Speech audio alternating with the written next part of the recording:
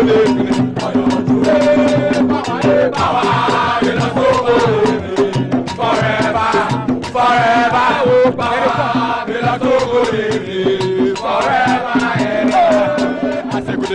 you be oga.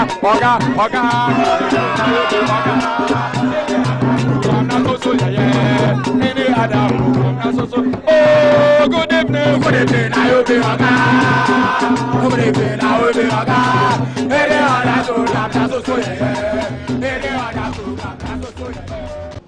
أعوذ بالله من الشيطان الرجيم. اللهم ارحمنا بالقرآن واجعله لنا إماما ونورا وهدى ورحمة. اللهم ذكرنا منه ما نسينا وعلمنا منه ما جهلنا وارزقنا تلاوته آناء الليل وأطراف النهار واجعله لنا حجة يا رب العالمين. اللهم إنا نسألك الخير المسألة وخير الدعاء وخير النجاة وخير العلم وخير الأمل وخير الثواب وخير الحياة. وثبتنا وثقل موازيننا وهكك إيماننا ورفع درجاتنا وتقبل صلاتنا واغفر خطايانا ونسألك العلا من الجنة. اللهم إنا نسألك الخير في الغانا ونسألك الخير في الغانا ونعوذ بك من شرها وشر ما بعدها برحمتك يا أرحم الراحمين.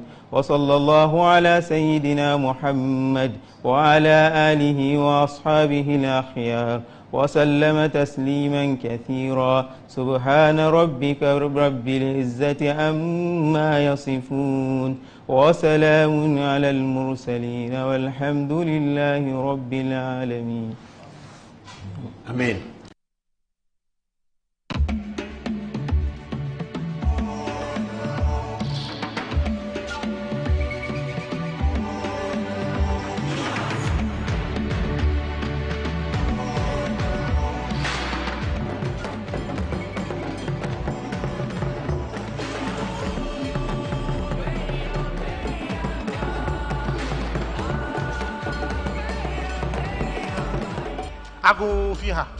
Open your eyes and lend your ears and listen to our story like will never be told in all the textbooks which are set for us to study. Mind you, broaden your scope and let us be honest with ourselves, my people. Some things are difficult to address, yet who will bail the cat? The book catalogs all the stories that have defined the Fourth Republic from the beginning until the end. As political journalists, we never cover stories without giving it a verdict. So from page 528 till the end, we call a set of stories the editorial stories. There we cast a verdict on most of the things we've written about and most of the things that have happened. I'll just read the headlines of the verdict, and when you get the book, you can read it.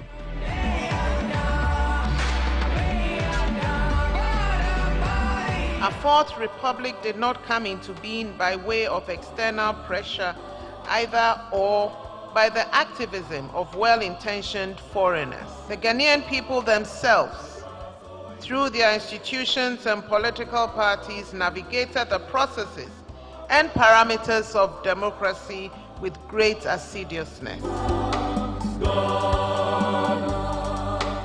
This book tells the story of how this navigation occurred and details the specific role of particular individuals, political parties, the Supreme Court, the Electoral Commission, and the security services. Distinguished ladies and gentlemen, it is now my great pleasure to declare this book by Paul Adum Otri formally launched. I thank you.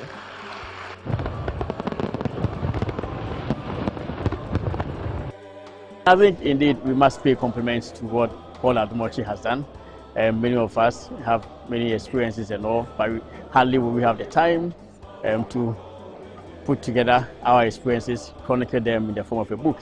So indeed, this work for me is very important, very significant, and I recommend it to many people in the country. It's important that we learn to script right for the records. And I think what our brother Paul has done is to be able to put his thoughts into writing, his recollection of history into writing, and his own opinions into writing, packaged and presented in this book.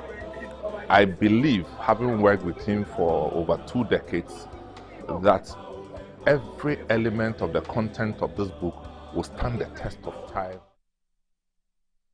You people were in charge of power from 1979 all the way to the year bloody 2000. Ghana Airways were the biggest corporate NDC under President Rawlings. With the greatest of respect to Dr. Tony Edu, you can't come and answer that question. You have to answer that question. NDC under President Rawlings a free power no. Now Ghana Airways become over $100 million. That can if you buy Tony Edu should be telling us. More guno ewie. Now no KSM say identity yaton Ghana factories and adani sorry. NDC under President Rawlings. Yen koto President Rawlings to funu brand emusano. Why they set up diversity implementation committee and sold up in commerce factories. Factories and commerce in NDC to under President Rawlings. They sold them. Due diligence ben amoya atana motonton factories.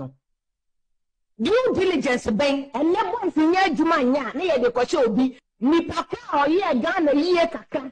Oma Ghana and ne Burkina ye kofa ntosi ni je ne free. Burkina Faso amudu awon export e bia bia ma fe ni yesu. But we shot a tampon at a Teshi shooting range. What was the sense in it? Nene ye premo medra or parliament amusu.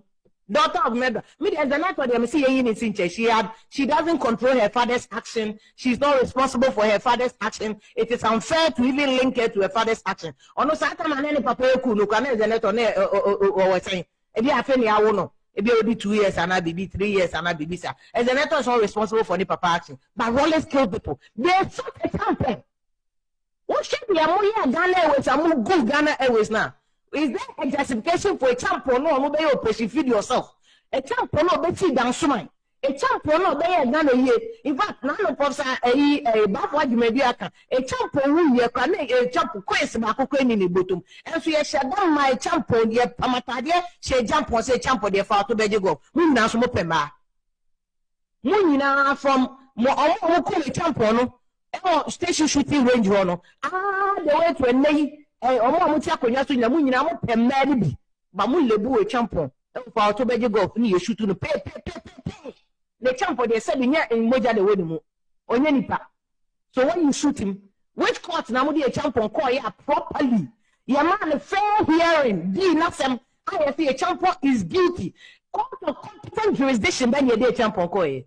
So the blood of a champion is crying and Ghana ye ya ni na sa moja na ye hwebu ye. Just ye cocoa or more justice akodi adomo ye cool no nothing mother the between one we killed her. We killed her. This is a country that is founded on murder, a country that is founded on the blood of people. What the hell are we talking about? Nene ye from murder of parliament. I must say more apology for the way. Apology for the way. Apology to Zeneto. I say apology to Zeneto. She had absolutely nothing to do with her father. But Rawlings, and so President Rawlings apologizes to Omoa. Emma, tema, American, ya woman, tema. Mammy Sekunem, ya Kanyama, ya child, my asema. Me, I was a reporter at National Reconciliation Commission. Omoa, Papa Bakuba National Reconciliation, or Bob Rawlings, nobody did a minute and us. I could see a report to National Reconciliation Commission. Papa Rawlings, from Boom. When 37, he died. He died. He just came to tell his story. He died.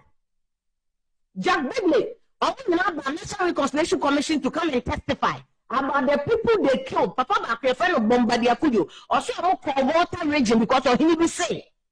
Yajana Sati, Omoko, 15. This country, was founded on blood. The murder of people must have who knew history. This is why they own Tifina. JSS concept never under roll. So me and history you. So that in Kolano, we will not see, we will not know the killing that was done in Ghana. We have read the issue. One chair GSS cry this year. One chair GSS cry, we will learn. And Titonian was not can the better change because he is the first person. And the role is that we will hold him responsible. They were all there. One was able to them the entire Ghana was so good. Before 2001, 1 year before, he tried to set up Ghana International Airline. And also good. Ghana phone, we are not angry enough. If we are angry and campaign for there was absolutely no justification for the killing of example. أعوذ بالله من الشيطان الرجيم اللهم ارحمنا بالقرآن واجعله لنا إماما ونورا وهدى ورحمة اللهم ذكرنا منه ما نسينا وعلمنا منه ما جهلنا وارزقنا تلاوته آناء الليل وأطراف النهار واجعله لنا حجة يا رب العالمين اللهم إنا نسألك الخير المسألة وخير الدعاء وخير النجاة وخير العلم وخير الأمل وخير الثواب وخير الحياة وثبتنا وثقل موازيننا وهكك إيماننا ورفع درجاتنا وتقبل صلاتنا واغفر خطايانا ونسألك العلا من الجنة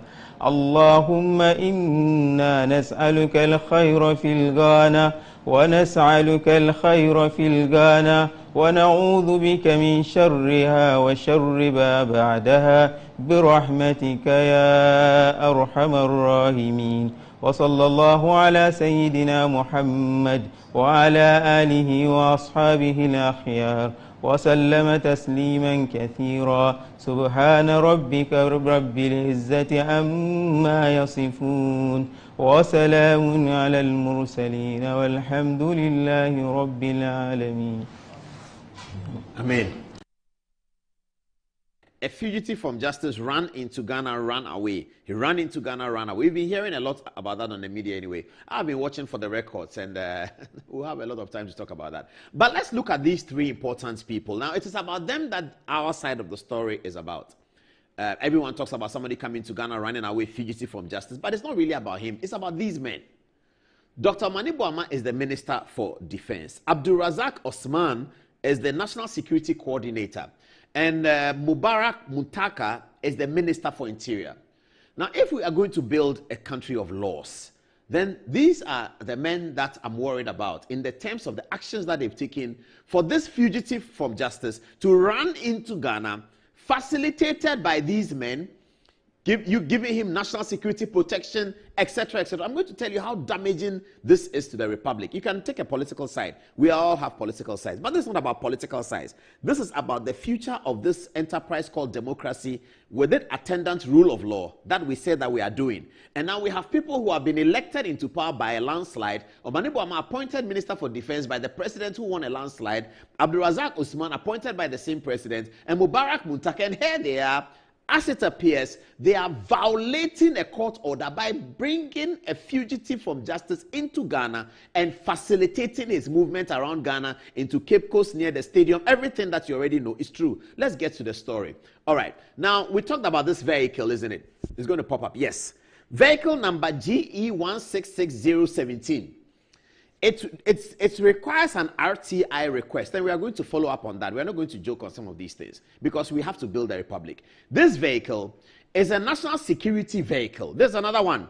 Did I see another one? Yes, UE 55323. These are national security vehicles owned by you, the taxpayer, put at the disposal of a fugitive from justice. Who are we talking about? Who is the fugitive from justice? Let's go over to the High Court, where a Court of Appeal judge, sitting as an additional High Court judge, made this ruling. Very, very far-reaching ruling. It's as follows. In the Superior Court of Judicature in the High Court of Justice, Commercial Division, Accra, case number CR 904/17. The Republic versus Eugene Bafoboni, William Matthew Tetetevi, Nana Owusu Enso, Alhaji Salifu, Mimina Osman, and George Derek Opon. This is what the case says. Warrant for the arrest of Kevin Taylor. Now, this is what it says. Whereas the above named case is pending before the High Court, Accra.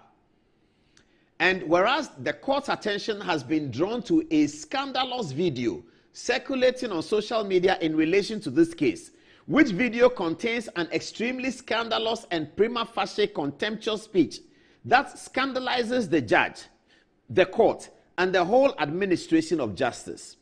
And whereas the said scandalous video is purported to have been made by a scoundrel who styles himself as Kevin Taylor, who is not a party to this case, and the court, finding it necessary to invoke the powers invested in it under Article 1262 of the 1992 Constitution, 1992, to proceed against the said scoundrel, Kevin Taylor, for contempt.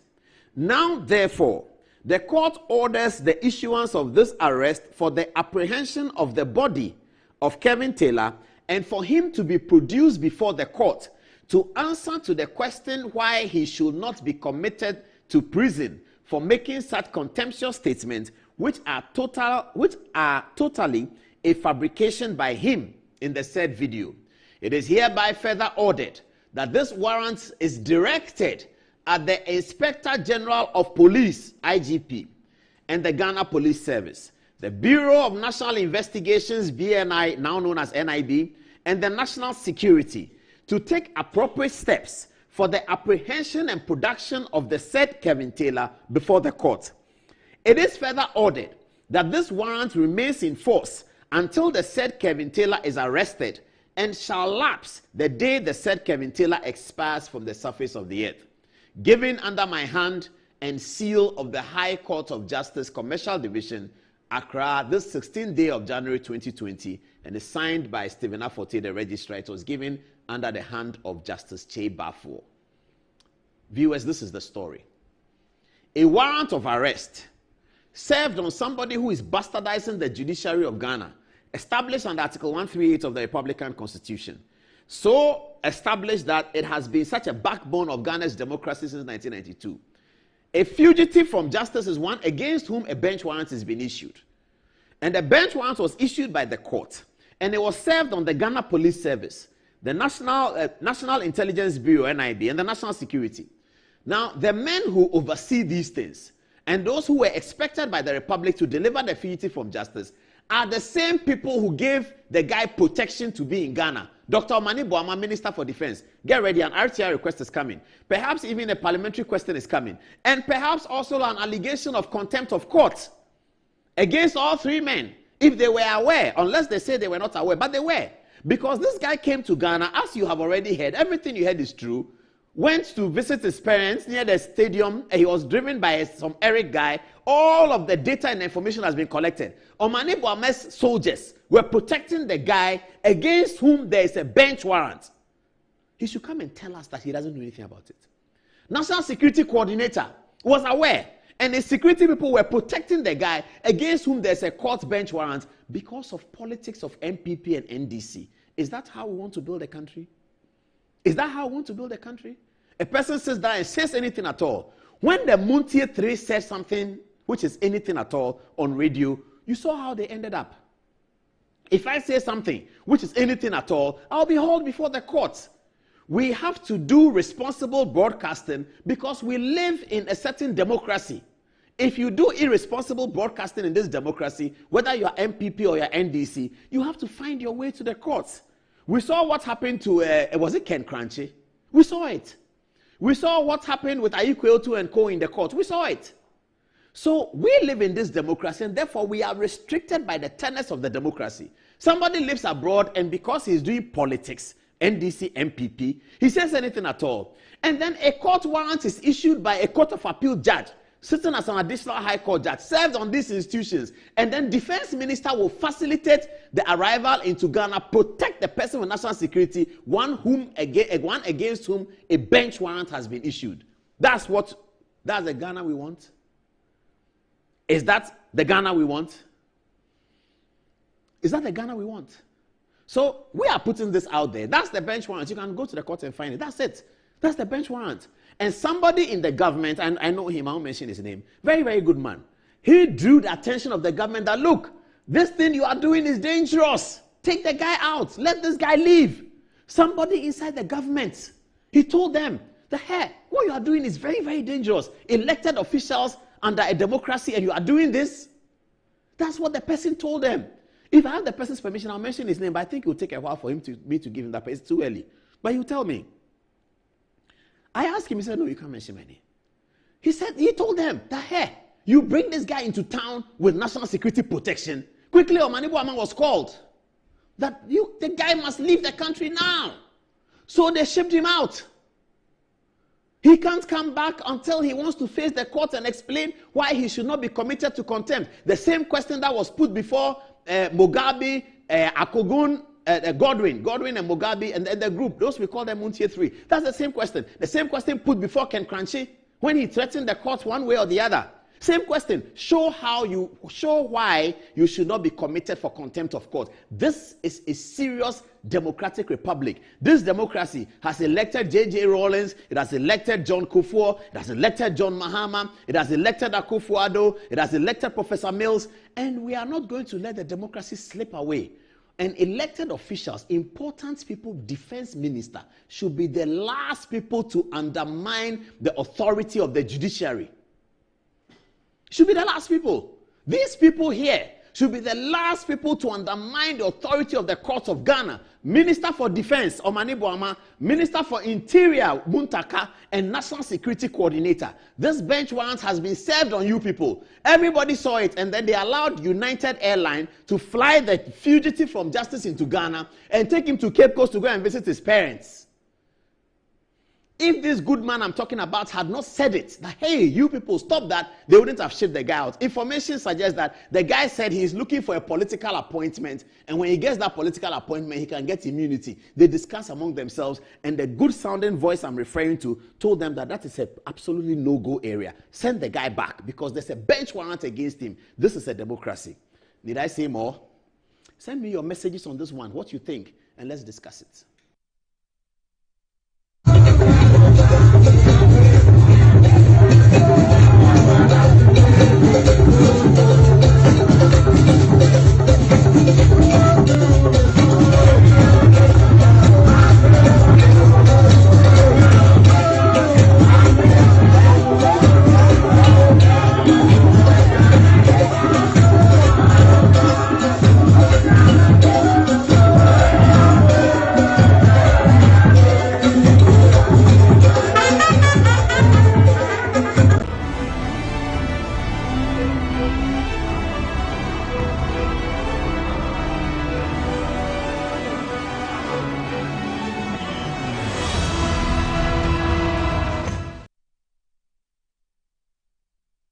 Is that this is normal judges. Normal judges, they are supposed to. This 1463 for normal Supreme Court. Okay, we get that. Okay, so so I'll open the other one. You had that 2 go best thing. Yeah, that one's at the back. That's very interesting. We'll finish it at the back. All right, let's move on. And then the next one we'll do is to look at 146.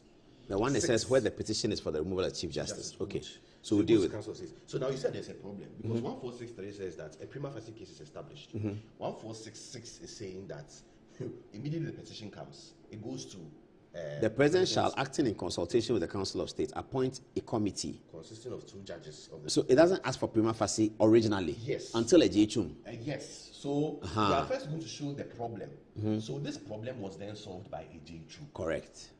So that is when we would open the AJHUM. But in AJHUM's, so that's Dateba. This is Dateba. Yes. So first we have to talk about what prima facie is. So that one just talk to the audience. Why can't we just define it? Do you have like the black? Yeah, let's define it. Okay, my fear was that looking at the way things were, I didn't want it to be very, very academic or to be boring. So yeah, that's true. And why is it relevant? So just so prima facie means that there's a case to answer. Yes, preliminarily on the surface of it. So for instance, on the surface of it is still law. Yeah, maybe you're saying that my shirt is blue. And then, but it's a lie that my shirt is blue. Prima facie, there's no case at all because my shirt is not blue. But if the shirt is light blue, then there's a case. They have so to we can defend. make an argument Perfect. that That's a something good like analogy. I'll use it. Solid.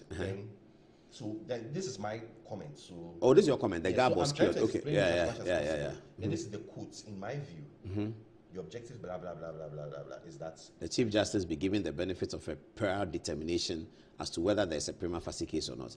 So, the Dateba and the court imported this into Article 146. Yes. Yes. So if you look at the comparison between 1463 and 1466, 1463 is for relatively, I won't say. But why must any process post IJHUM follow what Dateba said? Because that's not the constitutional law. Every interpretation of the constitution, of the provision of the constitution, becomes part of the constitution. And so in determining, that's convention, really. I mean, we don't have to. Why do we have to follow? The order of the Supreme but it's not an order. It is a Supreme Court's view of a matter. But the interpretation of the 10 years ago. The interpretation of the Supreme Court. But the Supreme Court judge today can depart from this. The CJ has empaneled for Wednesday. Yes, but a Supreme Court judge can depart from that and say, I don't agree with that. The president is not the Supreme Court judge. It's only the Supreme Court that can depart from Supreme Court decisions. Article 130. They are the ones that are not bound by Supreme Court decisions, and it's provided for in Article 130 of the Supreme Court. But if the president says that I do not recognize, the Attorney General has advised me that Dateba's view was wrong. The Attorney General should go to courts and attempt to change it at the Supreme Court. I see. Okay. So now we'll deal with this. How prima facie, that's when Ataderi comes in. So this is my word again. But how do we establish a prima facie case? Then we come to the case of His Lordship Justice Paul Ataderi and another. There's the Judicial Council, the Chief Justice, and the Attorney General. This is not a JHUM. This is not a JHUM. So in this case, but is it civil appeal? Is it Court of Appeal or Supreme Court? No, it's Supreme Court, but it was an appeal to the Supreme Court. So you remember the Anas? Yes, that one. The judges that were affected. So they were suspended, and in their suspension, the Supreme Court noted. So they wanted they fought their suspension and reduction of their salary and all those issues. But the Supreme Court said that even though Anas's process may have breached the law, it is inconsequential to the offense that has been found. Yes. Maybe somebody will say that was unfair. Yeah, but for our purposes today, you notice that in this case, the then Chief Justice, in determining a prima facie case, asked for the respondents, the judges, Ataderi and Co., affected by the Anas, to submit their replies. And they did? Which they did. And she did determine that the prima facie case has been made. And that was on the basis of that, then the salaries were slashed, the suspensions were issued, and all that, the punishment. So here you can see that asking a respondent, the judge, for her input or his input is part of the process. But have you seen the Charlotte Osei things? But you see, on social media, they've put out Charlotte Osei says that I didn't receive a petition and all that. I think they should have challenged it in court. Charlotte? Yeah, Charlotte. In those circumstances? I could have challenged that. I should have been given. It's a very interesting matter. Then from here, then we'll go to Article 23. Administrative, because once that discretionary power has been given to the president, remember, was it a discretionary power or is an imposition on the president that you ought to make a prima facie case in the case of the Chief Justice? But in making the prima facie case, there is not everything you do is governed within its by law. They're giving you some leeway. That so you are sort of investigating something. I don't know if you understand. Okay, viewers, it's been. We wanted you to see this because we are putting it together. It's been very long, but we are done now. We are done, aren't we? Yes. So we can broadcast. Yes, we are. We have 2 more minutes and then we'll broadcast. Okay, let's go to the Vandals charge and then I'll come and start the program. Good evening and welcome to the show. Tonight I'll begin with this 5 minutes business conversation. Then we'll come to the almighty big story. The Chief Justice's impeachment now heads to the Supreme Court to face a panel of 5, or would it be 7? It depends on. It can be 5, 7, 9. Okay. Most likely, I think it will be 5. To be 5. Okay. Can she sit? Yes, she can. She can. In the case of Kote Akufo-Addo versus Kwashi Aidan, the Supreme Court then held, that was 1969, whose next time? Yeah. That's the requirements of Nemo Judex in Causa Sua. That is. Don't be a judge in your own cause. Don't be a judge. Don't be a judge in your own cause. One exception to it is the statutory requirement. So if there's a requirement on the Supreme Court, but is there a requirement on her leadership to sit? She's a judge. She's a Supreme Court judge. There's a requirement. We'll deal with that. We'll deal with that. So they should make a determination. It's 20 minutes to 10. We have to start. Okay, let's go to Commonwealth Hall. Come back and start the show. Hold on, don't go anywhere. There's a big explanation coming on all the legal matters. Tonight, you'll finish law school and get a degree once you're watching Good Evening. And I'll be right back. Let's go to Commonwealth Hall.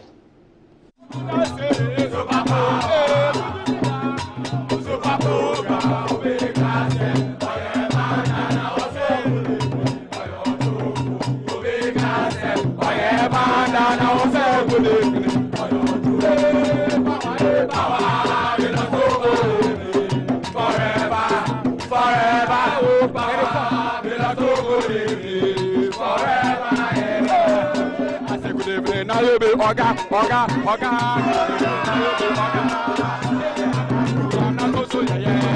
Any other oh, good evening, I will be oga. Good evening, I will be oga. Any other program, that's so yeah. Any other program, that's so yeah.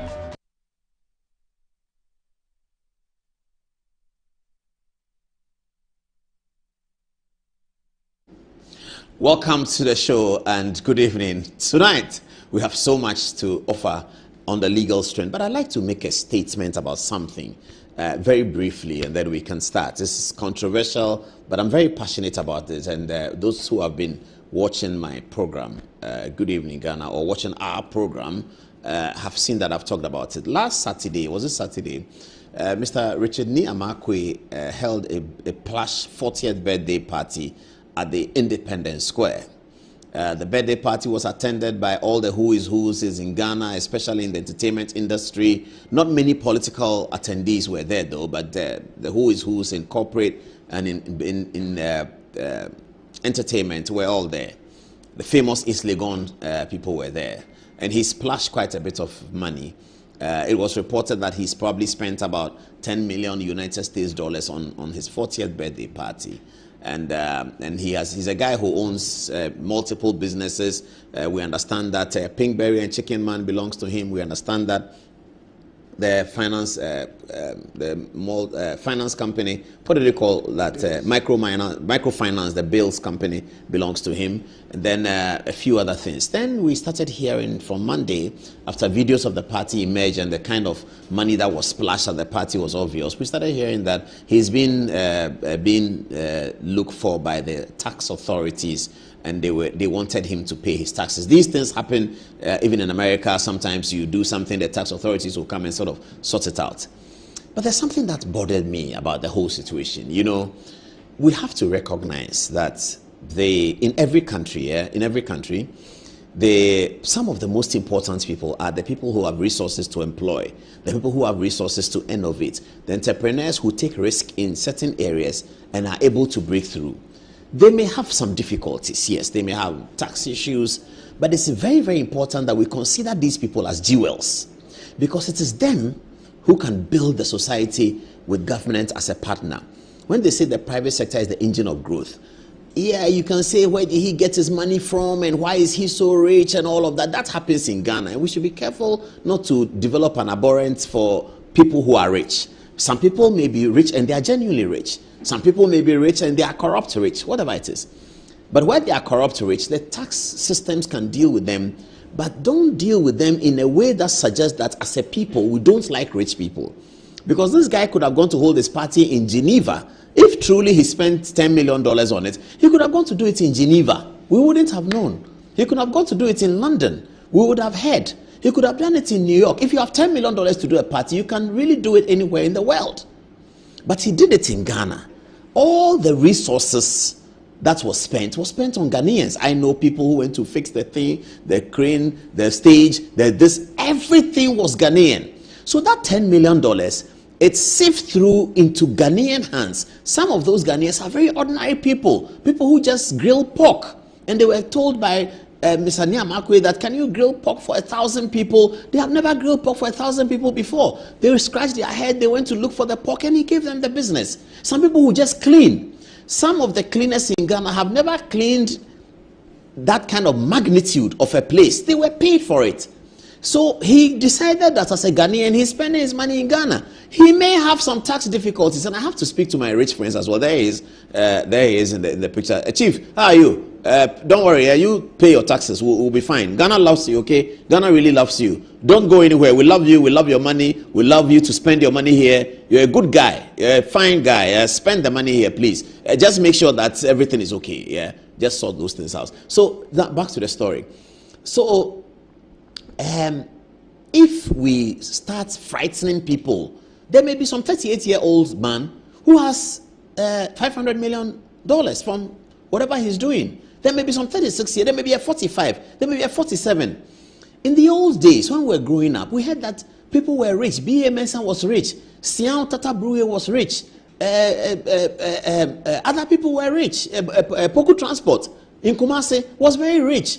Charles Alenjima, he was very rich. Harry Zakor, he was rich. He would give us bread at bus stop. He was rich. He handled Accra Hearts of Folk. Let's not create this culture in the 80s where being rich was an endangered species. Let's not do that. Yes, rich people let me say something small to you rich people, okay? Ghana's culture is different from Nigeria.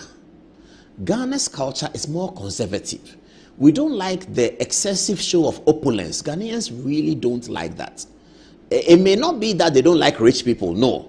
It may be that because of that culture, we don't like excessive show of opulence. Ghanaians don't like that. Nigerians celebrate that. Ghanaians don't like that. A little bit of opulence will do, but not excessive. So if you are doing your party as a rich man, you manage, be sensitive to the culture of the country that you live. It's not a culture of negativity, no. It's just a culture of people who are conservative, who don't like that. You find a bit of that in the United Kingdom. If you compare it to the United States, you find a bit of that in a bit of more conservatism in the United Kingdom than you see in the United States. For instance, this guy who is now in trouble, rapper P. Diddy, who was doing parties, he probably could not have been able to sustain those parties in the United Kingdom, because the United Kingdom also has this culture like Ghana where they are a bit conservative about rich people. Yes, they have rich people in London. They have Richard Branson, he's very, very rich. They have Mohammed Fayed, he was very, very rich. They were all in London, they are fine, but they also don't like the excessive show of opulence. So let us be careful. Those on the side of the authorities, let's not let rich people think that we hate them, because we need more of those rich people to let our country grow. That's how it will grow. The guy has employed people. So even if he's done something wrong, you can deal with him. You can call him and say, hey, you owe taxes, and let him pay. Give him 5 years to pay. Don't say that he went to do party, so he should come in. He shouldn't be in trouble because he went to do party. No, he should be in trouble because he hasn't paid his taxes. Whether he has done party or he hasn't done party, if he hasn't paid his taxes, he should be in trouble. But it's not that he goes to do party. They are calling me. Okay, I'll come to the story. Don't worry, guys. I'm coming to the court story, the Chief Justice story. So it's not that he's going to do party, so they are going to catch him because he's done party. If he's rich and he hasn't paid his taxes, whether he has done party or he hasn't done party, the GRA should go quietly to him. And when the GRA is going quietly to him, there's no need to publicize it. So that some people are celebrating Yachino, Yachino. I look at them and said, wow, what kind of young people are we growing? What are you celebrating? That the rich man who did the party has been caught. He has been caught that he's done what? I mean, for the kind of wealth that they say he has, even if he owes tax 20 million cedis, he will be able to discharge that obligation. But it's important for us young people, I'm old now, but those of you who are very young, it's important for you to recognize that rich people lay the golden eggs of a society. Every government, when our governments leave power, like Akufo-Addo has left power, we should ask him, how many rich people did you create? If we have been creating rich people, every Ghanaian president creates 10 rich people since 1992. Do you know where we'll be? Rawlings would have created 10. Kufuor 10, that's 20. 20 billionaires in Ghana. $20 billion already in the country, in the system. Let's encourage them to keep their money here. Because if you do that, it's going to put the money in Switzerland. And it will inure to the benefits of the Swiss bank. So when you go to take a loan at the Swiss bank, they will tell you that it's interest-free or you don't pay any interest because they have so much of it. Who does it belong to? Ghanaians, Nigerians, Malians. Because they are afraid to put their money in their country because we will hate them. We can't do that. We shouldn't do that. It's wrong. And I've just come to say that I'm not supporting tax evasion or any tax, or people say that to us for Paul, he likes rich people because they will give him money. Everyone must like rich people because, yes, they may give you money and you need it.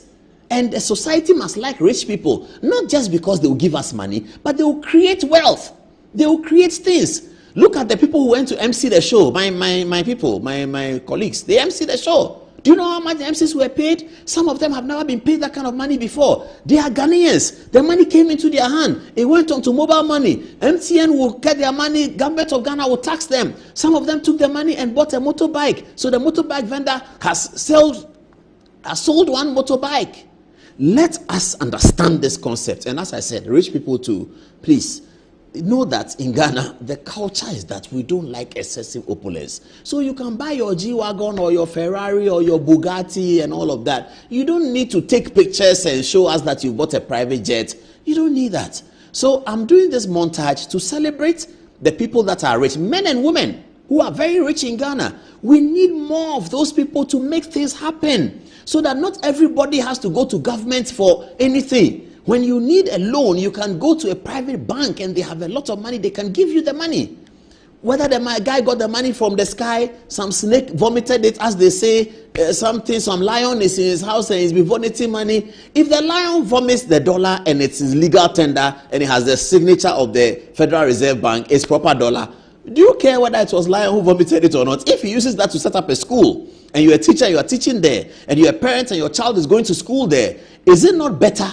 It is okay. Let's get these things working in our society. Nigeria is running ahead of us. Let's not allow that. In Nigeria, he will do this party and somebody will challenge him next week. That, oh, this guy did a party, I will do better. And then they will let Davido sing for 3 hours. And say, Davido sang there for 1 hour. My party sang for 3 hours. And then we all bow to him. Baba Gana Kinjebi, oh, God, may you live long, oh, may you never die. That's what they do in Nigeria. You go there and say, oh, God, well done, oh, may you never die. Why do they say may he never die? Because he's producing for the society. He's multiplying himself. So the people who work with him become millionaires. Go to Zoom Lion. Some of the people who started the Zoom Lion business with him, they have all been set up by Zoom Lion. They've set up their company. Robert Coleman is an example. He's left Zoom Lion. He's doing Wembley. He started with Zoom Lion. He's now an entrepreneur. He's growing other people. Other people have left Zoom Lion and are doing something similar to what Zoom Lion does. They are called Zoom Alliance. They used to work at Zoom Lion. Now they have their own company. And they are growing. In 20 years, Siawa Japan would have duplicated himself times 10. And we must welcome these things. If he hasn't paid his taxes, we can check that. But let's not break the hen that lays the golden eggs. Golden eggs layers too. Please recognize that in Ghana, we are a bit conservative. This montage is for all of you.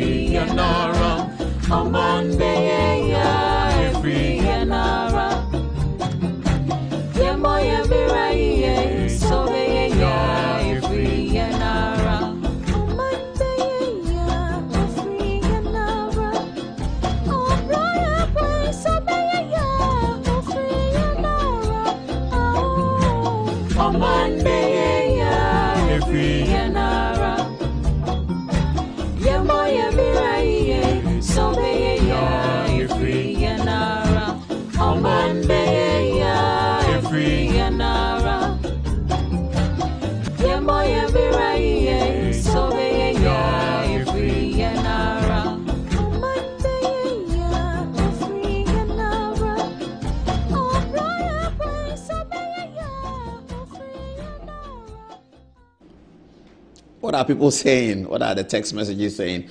Should I start with Fatih? Okay, let me start with Fatih then. All right, thank you, Paul. So coming from Nat Calculus, it says, very well said, Paul. Excellent montage on the Richard's knee tax issue. Ghanaians like pull him down attitude too much. Let's encourage the rich to spend in the country, Ghana, so the rich poverty gap can be closed. Busy Nana Kwame said, the young people in the country have been brainwashed by the politicians and the media. Edward says, most rich Ghanaians only steal government money. Busy Nana Kwame says, Ghanaians hate to see our own people being successful. Jacob Vanderlei says, well said, Paul. Thank you for the comments. They are helping and employing people in our country. And then Alexander says, GG is the most educative and most insightful current affairs TV show in Ghana now. Paul, you've turned my Tuesdays and Thursday nights into lecture times. What do you have? All right. So there are lots of messages about this whole issue, and then people seem to have very contradicting opinions about it. So let's start with Kwame Sapon. He says, Paul, you have said it right. Envy and skin pain are killing Ghanaians. I was taken aback when I saw the number of businesses this guy owns. And is GRA saying none of these businesses of this gentleman has paid any tax? What a world. This one is from Nat Calculus. He says, very well said, Paul. Excellent montage on the Richard Nees tax issue. Ghanaians like pull him down attitude too much. Let's encourage the rich to spend in the country, Ghana, so that the poverty gap can be closed. Kwabna says, welcome to Ghana, where we hate to see our fellow Ghanaians prosper in life. Yao says, the GRA moves of going after people just after they have celebrated luxurious birthdays is a poor way of collecting tax from individual Ghanaians and foreigners. Such actions from our revenue collectors is informing we that they are not up to their mandate until one shows off his or her wealth. This one is also from Akonfoma Radio. They said, villainizing the rich doesn't make the poor any richer. We need to stop that. Tafao says, stop killing Ghanaian businesses in the name of politics. The same thing JJ did. And this one is also from Jacob. He says, well said, Paul. Thank you for the comments. They are indeed helping a lot of Ghanaians and employing a few more people. Right. Answer that. Well, Joseph Yani is blaming the ex-president Rawlings for the mentality he's created in the minds of Ghanaians. He says, it seems Rawlings created this mentality in the minds of Ghanaians. He made us believe that every wealthy person has stolen Ghanaian money. During his regime, you would have only 2 toilets in your house, and you are arrested and killed if you have a lot more money. Now, Bilkin says that as a Christian, Paul should be concerned with the source of rich people's money. If some snake or some lion wound vomit money for the rich, you should be concerned as a Christian. Now, Kofi Kwatin says that there are Ghanaian politicians who've become rich for being in government. Devin Reku says there is actually too much unexplained wealth in Ghana, and there is no civilized country that would entertain such. Therefore, Paul should not make such comments. And lastly, Junior Akbar says that the NDC is trying as much as possible to use propaganda to enter our judiciary system in Ghana. But they should remember that what they're doing is going to cause more harm than good to the nation. Now back to you, Paul.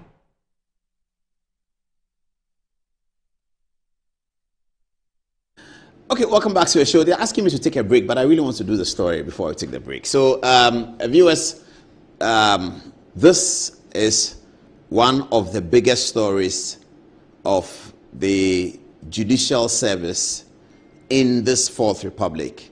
And this is not the first time that there has been such a massive attempt to remove a lady Chief Justice. The first one was during Georgina Wood. Incidentally, the circumstances were similar. The NDC had just won election after a 2-term MPP government. John Ajekum Kufuor, he had appointed Georgina Wood after Chief Justice Akwa. As soon as the NDC came into office, there was incessant pressure on Professor Mills, then, and his Vice President, John Dramani Mahama, to remove the Chief Justice, to accept a petition to remove the Lord Chief Justice. So it's almost like a deja vu. History repeats itself.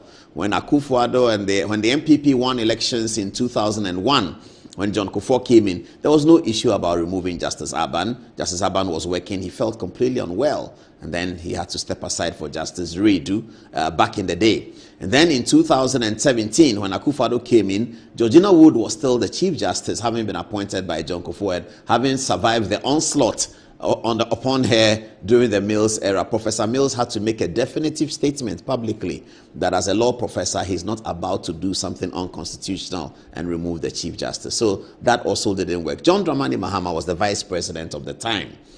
Now, since the NDC won the elections, the things that we've been hearing, and tonight later I'll be showing you what Justice Atuguba said, which is very interesting, but we'll come to that in a minute. President Mahama is also being under incessant pressure to remove the Chief Justice, Justice Tokonu, having been appointed by Nana Addo Dankwa Akufo-Addo in 2023. Tokonu's appointment as Chief Justice came as a relief and as refreshing to many, given that she was the Chief Justice appointed in recent times who has practiced as a judge in all the courts of superior courts of judicature, the High Court, the Court of Appeal, and the Supreme Court. She had gone through the mill. She's been a judge for 20 years. Immediately, she came in and she had led many of the reforms under Georgina Wood, under Sophia Akufu, her predecessor. She had led many of the reforms, particularly the IT reforms that is now making the courts look more modern, like America. So many corporate people were quite excited about the arrival of Justice Tokonu, because in our minds, Supreme Court judges were always constitutional law people. Justice Aban, Justice Redu, Justice Aqua, Justice Akufo-Addo of the past, Justice Apalu, and all of these men, ENP Soa, these were constitutional lawyers. You know, in those days, that's really what it was. Justice Tokonu comes in with a breadth of different things: constitutional law, and more importantly, the administrative capacity to run the judiciary. So many were quite excited about this. In fact, in the final analysis towards the choice of Justice Tokonu, one of the Supreme Court judges, whose name I will not mention now, said that if Justice Tokonu didn't get the job and the other person got it, he was going to resign as a Supreme Court judge. Somebody said that. It's on record. We'll talk about it later. Many people know. So then Justice Tokonu got into the 2024 election issues, where cases were going to the Supreme Court left, right, and center. As it is with almost every election season, you find a lot of writs going to the Supreme Court. In Ghana, in America, it's always the same. So she sat on some of them, and the NDC were not happy with some of it. The MPP too were not happy with some of it. In fact, recently she dismissed a petition against my favorite friend, Kisi Ajabe, the special prosecutor. Justice Tokonu dismissed that petition, which was filed by Ken Crunchy. And some MPP people were very, very angry with her, that this woman is NDC and some NDC people too were very angry with her, that this woman, when the Babin did the vacancy, she ruled in a certain way.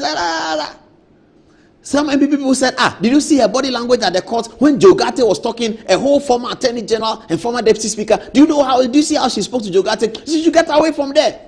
So there were some MPP people who were angry with Justice Tokonu, and there were some NDC people who were angry with her. Then the NDC won the election. It didn't come as a surprise that concerns were raised about Justice Tokonu and NDC people saying that she must leave, she must go, she must leave. So finally, 2 days ago, or was it 3 days ago, we were told by Felix Kwasi-Ofosu that His Excellency the President has received 3 petitions for the removal of Her Ladyship Justice Tokonu. Then all the lawyers, pocket lawyers, proper lawyers, all started discussing what is likely to happen. Our responsibility tonight is to explain to you viewers how Article 146 changes when the petition is against the Lord Chief Justice, and what is the potential effect of the writ that has been filed by the Honorable Member of Parliament for Tafo, Vincent Eko Asifwa, good friend of mine. Hi Vincent, how are you? Nice man, very nice boy. Nice man, did I say boy? It's a nice man. So the writ that has been filed by Vincent, we're going to look at it in detail tonight. And then we'll explain to you why the arguments in terms of, has there been a so-called prima facie? What does that word mean? Has the president done a prima facie? Should the president do it? Or should the Chief Justice do it? All of this is arising because the law says that where the petition is against another Supreme Court judge, the president will forward the petition to the Chief Justice to make the prima facie. Indeed, as we are talking, there is a petition that has gone to the president for the removal of another Supreme Court judge. That petition has been forwarded to Gertrude Tokonu to make a prima facie decision about that Supreme Court judge, whether they should constitute a panel to remove him from the Supreme Court or not. Right now, as we speak, that is there. Okay, viewers, there's pressure on me as there was pressure on Dominic Aini to now, having given you this introduction, let me take the break, let the commercials come in. When we come back, we hit straight to the Supreme Court and we start with the thing. Boom, boom, boom, boom, boom. What is the law? What does it say? Why is it like this? What is going to happen on Wednesday? Can she empanel? Can she not empanel? Will Wednesday even happen? After the break. This is Good Evening Ghana and it's live. All the legal analysis only here. We'll be right back.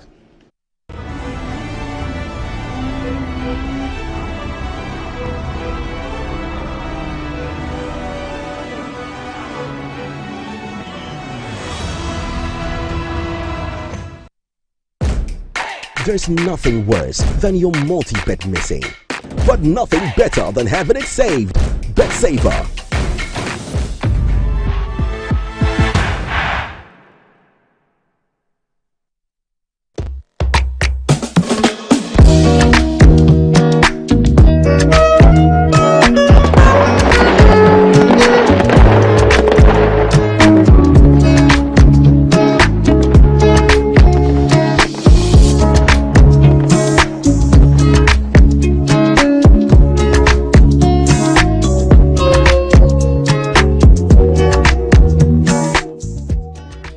Kwame and Yao. After hours of planning, both have locked in the same perfect multi-bet. Big win for United, over 1.5. And both teams to score in the London Derby. But who could have picked Leicester over City? Or a high-scoring game at the Bridge? There's nothing worse than having your perfect multi-bet missing. But there's nothing better than having it saved. BetSaver. Win, even if your bet misses.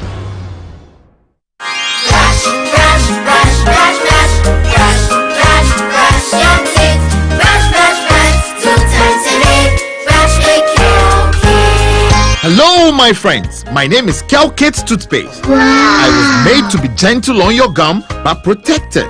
I will protect your teeth from cavity, make your teeth whiter, stronger, keep your mouth fresh all day. And best of all, I'm strawberry flavored. So put on a smile and try me. That's amazing. Just try me. That's my job. If you say so, jump on my brush. Makes your teeth stronger, chicky whiter, chicky stronger. Yay! You did it! I'm glad you like your new toothpaste. Don't forget to brush both day and night. Kelkits, happy smile.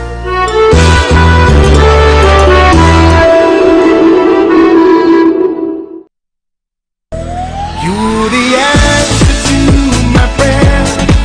You're with me everywhere. You're my angel, miracle. You're all I need tonight. Give me shelter from the rain. You breathe life in me again. You're my angel, miracle. You're all I need to know tonight.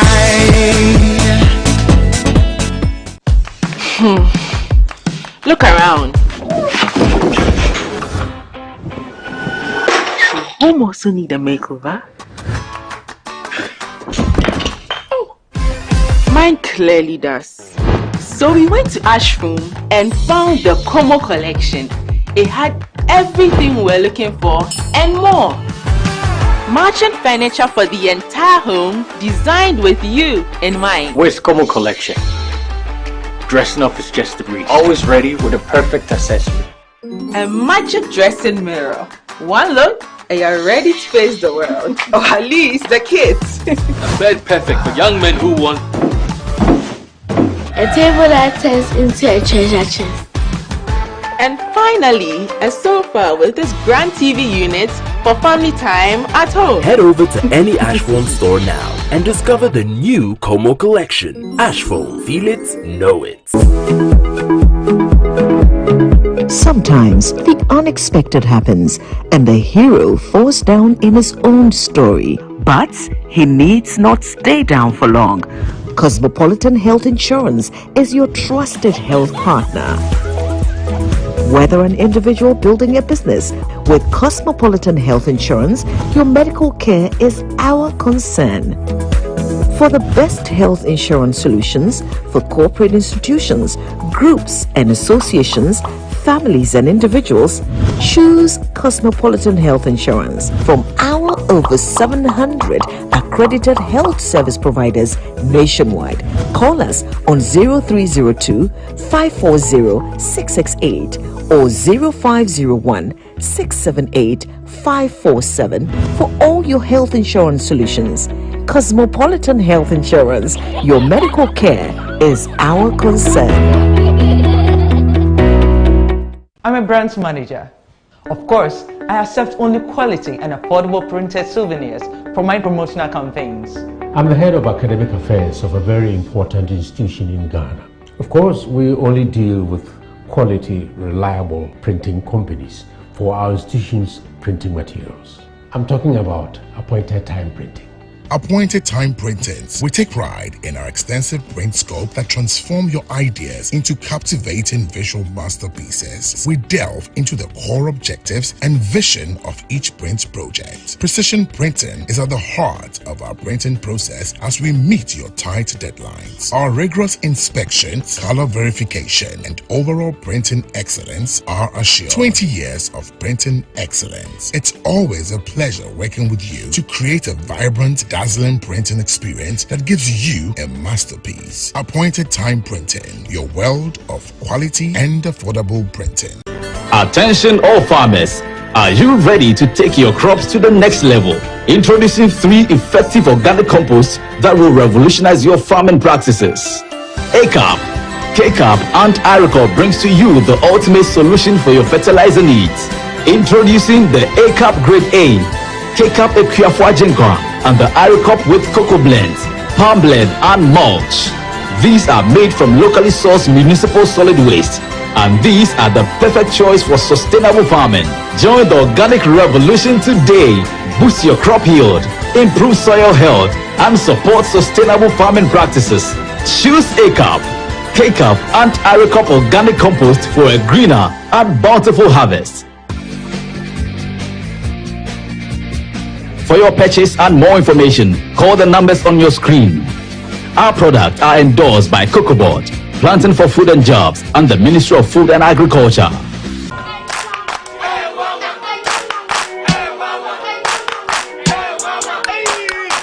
Cratchy, unemu bua unkoisha Dr. Ban uye denwa.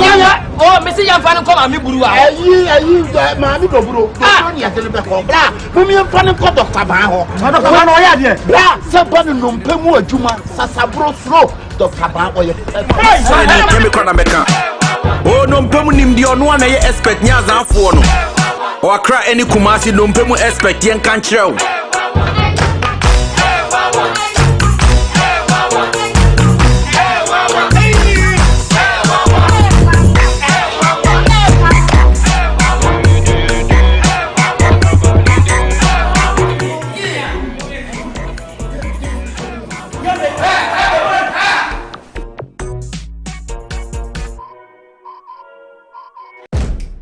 There's nothing worse than your multi-bet missing, but nothing better than having it saved. Bet Saver.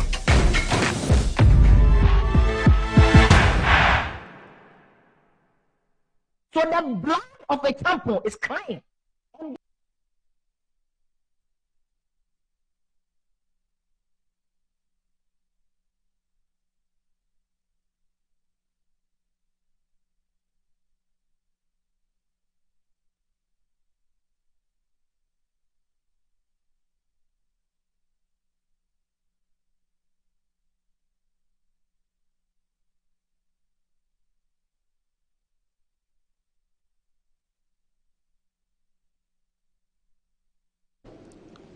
Okay, welcome back to the show, and we are getting you the Justice Dateban view. Let me take text messages, and then we'll be right back on the touch screen and deal with it. So let me start with Fatih again. All right, Fatih, you first. All right, thank you. So, coming from Yao February, Yao says, our judiciary body of the government system is the only trusted organ we Ghanaians have accepted as fair and justice. We can play politics with the executive and parliament, but when it comes to the disagreement issues, only the Chief Justice and the judges are our last resort. So people and the president must act with caution before taking the decision to remove the Chief Justice. Junior Akbar from Tamale says, for me, planning to remove the CJ, I'm suspecting the president is doing all of this to amend our constitution so that he will go as a third-time president, and I'm telling him that he should not try that.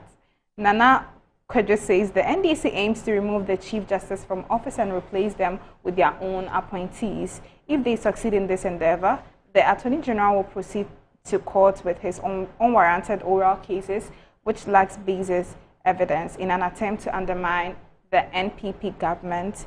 Joseph Inyani says the NDC and their hate for the judiciary. If we were to be in a military regime, this woman will have been picked at night, and the rest will be history.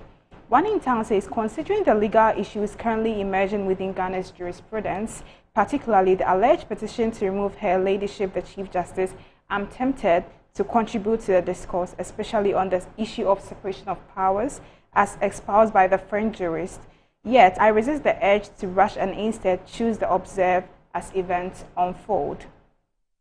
And lastly, coming from Ransford, it says, I'm trying to see where it's stated in Article 1466 that the President has a mandate of establishing a prima facie. What do you have for us? Right. So this one is from Inshiraba Nana. He says, good evening, Paul. I heard you make this comment on Tuesday. Please look at it well. Setting up a commission of inquiry, you did mention the likes of former CJ Justice Sophia Akufo, Justice Rose, and the former Speaker of Parliament and now Chairman of the Council of State, Right Honorable Doe, are likely to be empaneled by the President to look into the petition for the removal of the learned Chief Justice. This is purely unconstitutional. Clause 6 the article states that where the petition is for the removal of the Chief Justice, the President shall, acting in consultation with the Council of the State, appoint a committee consisting of two two justices of the Supreme Court, one of whom shall be appointed chairman by the President, and 3 other persons who are not members of the Council of State, nor members of Parliament, nor lawyers. Now, interpreting the clause, the former CJ and the retired Supreme Court judge are not justices of the Supreme Court, so therefore it will be unconstitutional for the 2 retired justices to be empaneled. The clause outlined in 6 must be adhered to strictly. The former Speaker is a member of the Council of State, and for that matter, its chairman, and based on that, he is also not eligible to be part of the Committee of Inquiry. This one is from Junior Akbar. He says NDC is trying as much as possible to use propaganda to enter into our justice system in Ghana, and they should remember that they are doing this because they are trying to cause the nation more harm. This one is also from Voldemort. He says that the young people in Ghana are being brainwashed by the media too much and need to read more news or listen to more news.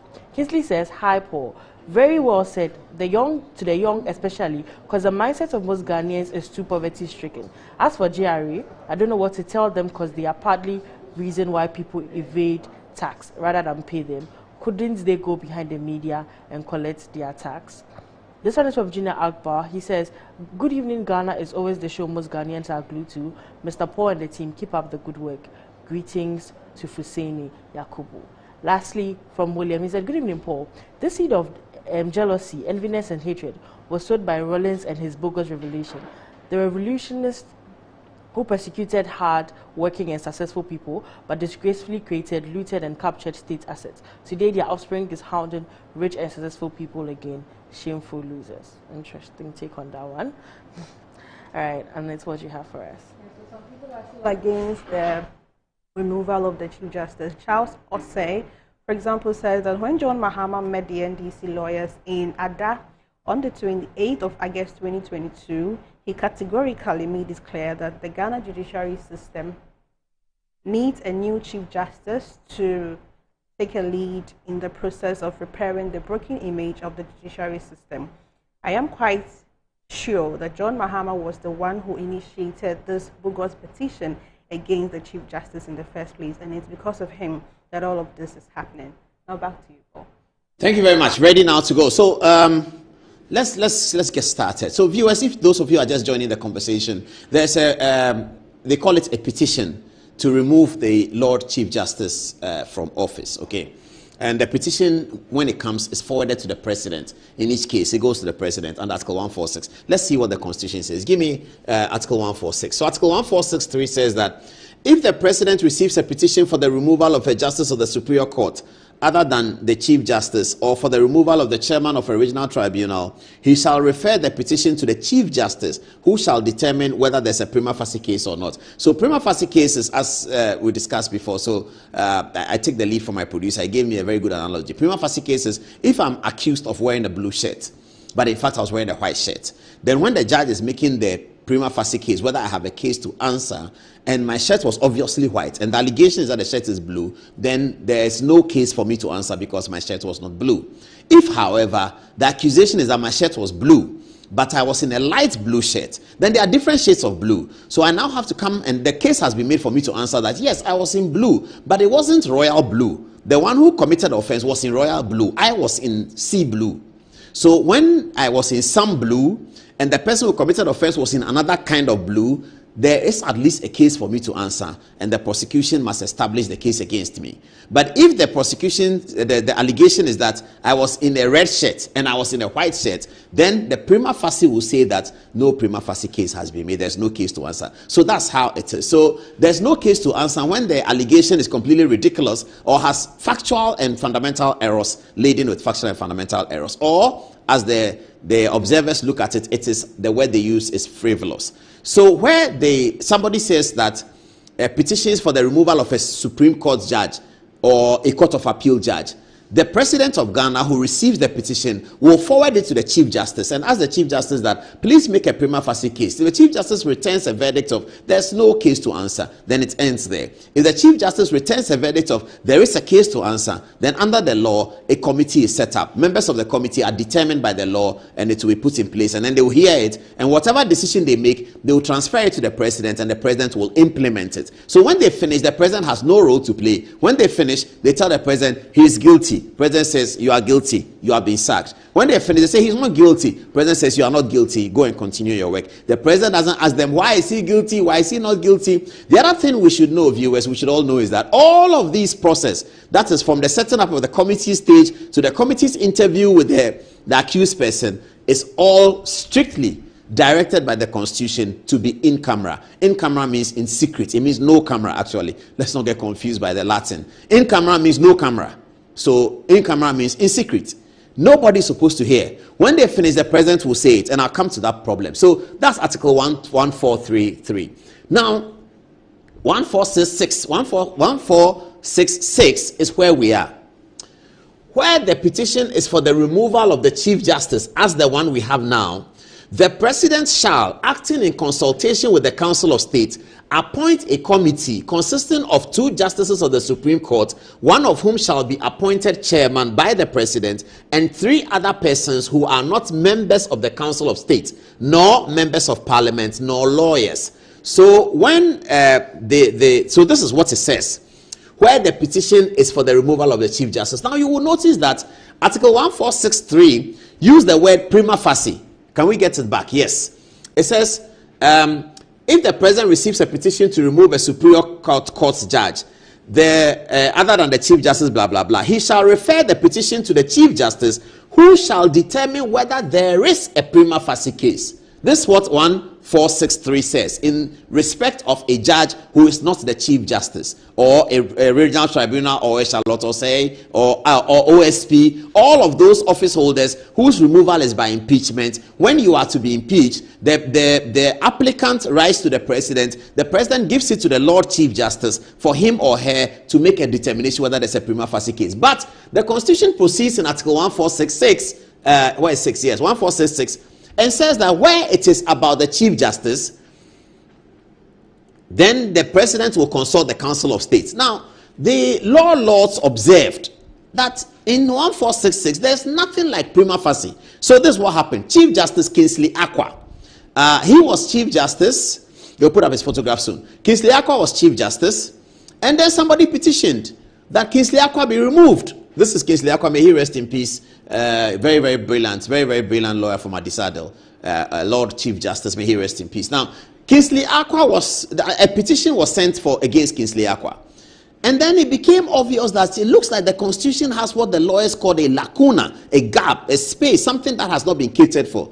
Because we all looked at it and said, but in the case of the Chief Justice, who makes the prima facie? Because the Chief Justice makes the prima facie in respect of other judges. In the case of the Chief Justice, who makes the prima facie? There was a whole lot of confusion. And that's the beauty of democracy. The law is a living organism. So the law was expanded. Now, one man called Ejechum went to the Supreme Court to say that no, I think that the Supreme Court should find a way of adding to Article 1466. In the case of the Chief Justice, there has to be a way in which a prima facie case should be established. So what did Ejechum say? What is prima facie? We've already told you. Prima facie is whether there's a case to answer or not. This is Justice Dateba, who is still happily with us. Okay, so he says here, he says, in my view, the objective purpose and spirit of the 1992 Constitution requires that a Chief Justice be given the benefit of a prior determination as to whether there's a prima facie case established against him or her before the President may establish a committee to consider a petition for his or her removal. This is what Dateba said. He says, in my view, the objective purpose and spirit of the 1992 Constitution require that a Chief Justice, Gertrude Tokonu, Kingsley Akwa, Sophia Ekufu, be given the benefit of a prior determination as to whether there is a prima facie case established against him before the President may establish a committee, because we found out that there's no space in 1466 where this prima facie will be determined. So this is still Dateba. He says there is, and so we are talking about how the prima facie case, what the Dateba and the Supreme Court say about how the prima facie case against the Chief Justice should be established. Who establishes it? Is it the President? Is it the Attorney General? Is it other justices of the Supreme Court? Is it the former Chief Justice? Is it the Chairman of the Council of State? Let's get to the law. He says the issue which arises then from the discussion above is who is to make the prima facie determination. From the analogy in Article 1463, it is clear that the framers of our Constitution wanted an independent determination of the issue of a prima facie case. That is why they provided in the sub-article that the issue was to be referred to the Chief Justice for determination. In cases relating to the Superior Court judges, other than the Chief Justice. Similarly, I, Dateba speaking, do not consider it reasonable to infer that they would want the President himself alone to make the prima facie determination in case of a petition for the removal of the Chief Justice. There is a parallel need for a process which ensures an independent determination of whether there is a prima facie case against the Chief Justice. I, Dateba speaking, consider that the reasonable implication to be made from the context of Article 1466 is that the Council of State should play a prominent role in the determination of whether there is a prima facie case against the Chief Justice. Accordingly, Dateba continues, I am inclined to grant the plaintiff a declaration that the consultation by the President with the Council of State in respect of the appointment of a committee to inquire into the petition for the removal of a Chief Justice shall first determine whether the said petition discloses a prima facie case before the committee is appointed.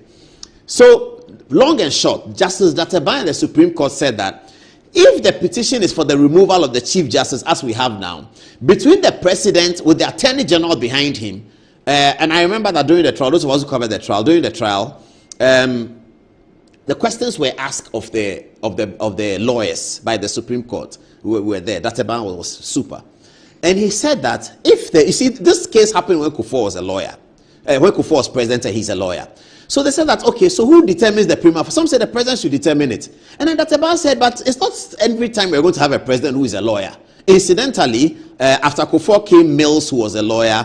After that came President Mahama, who was not a lawyer. And then came Nana Addo Dankwa Akufo-Addo, who was a lawyer. But we were still going to have presidents who are not lawyers. So that argument came up. And then Dateba said in the court that it is for this reason that the President of Ghana has an appointed lawyer under Article 88 to advise him on legal matters. Article 88 is the article that establishes the office of the Attorney General. So now, Dateba says here that the prima facie cannot be done by the President alone.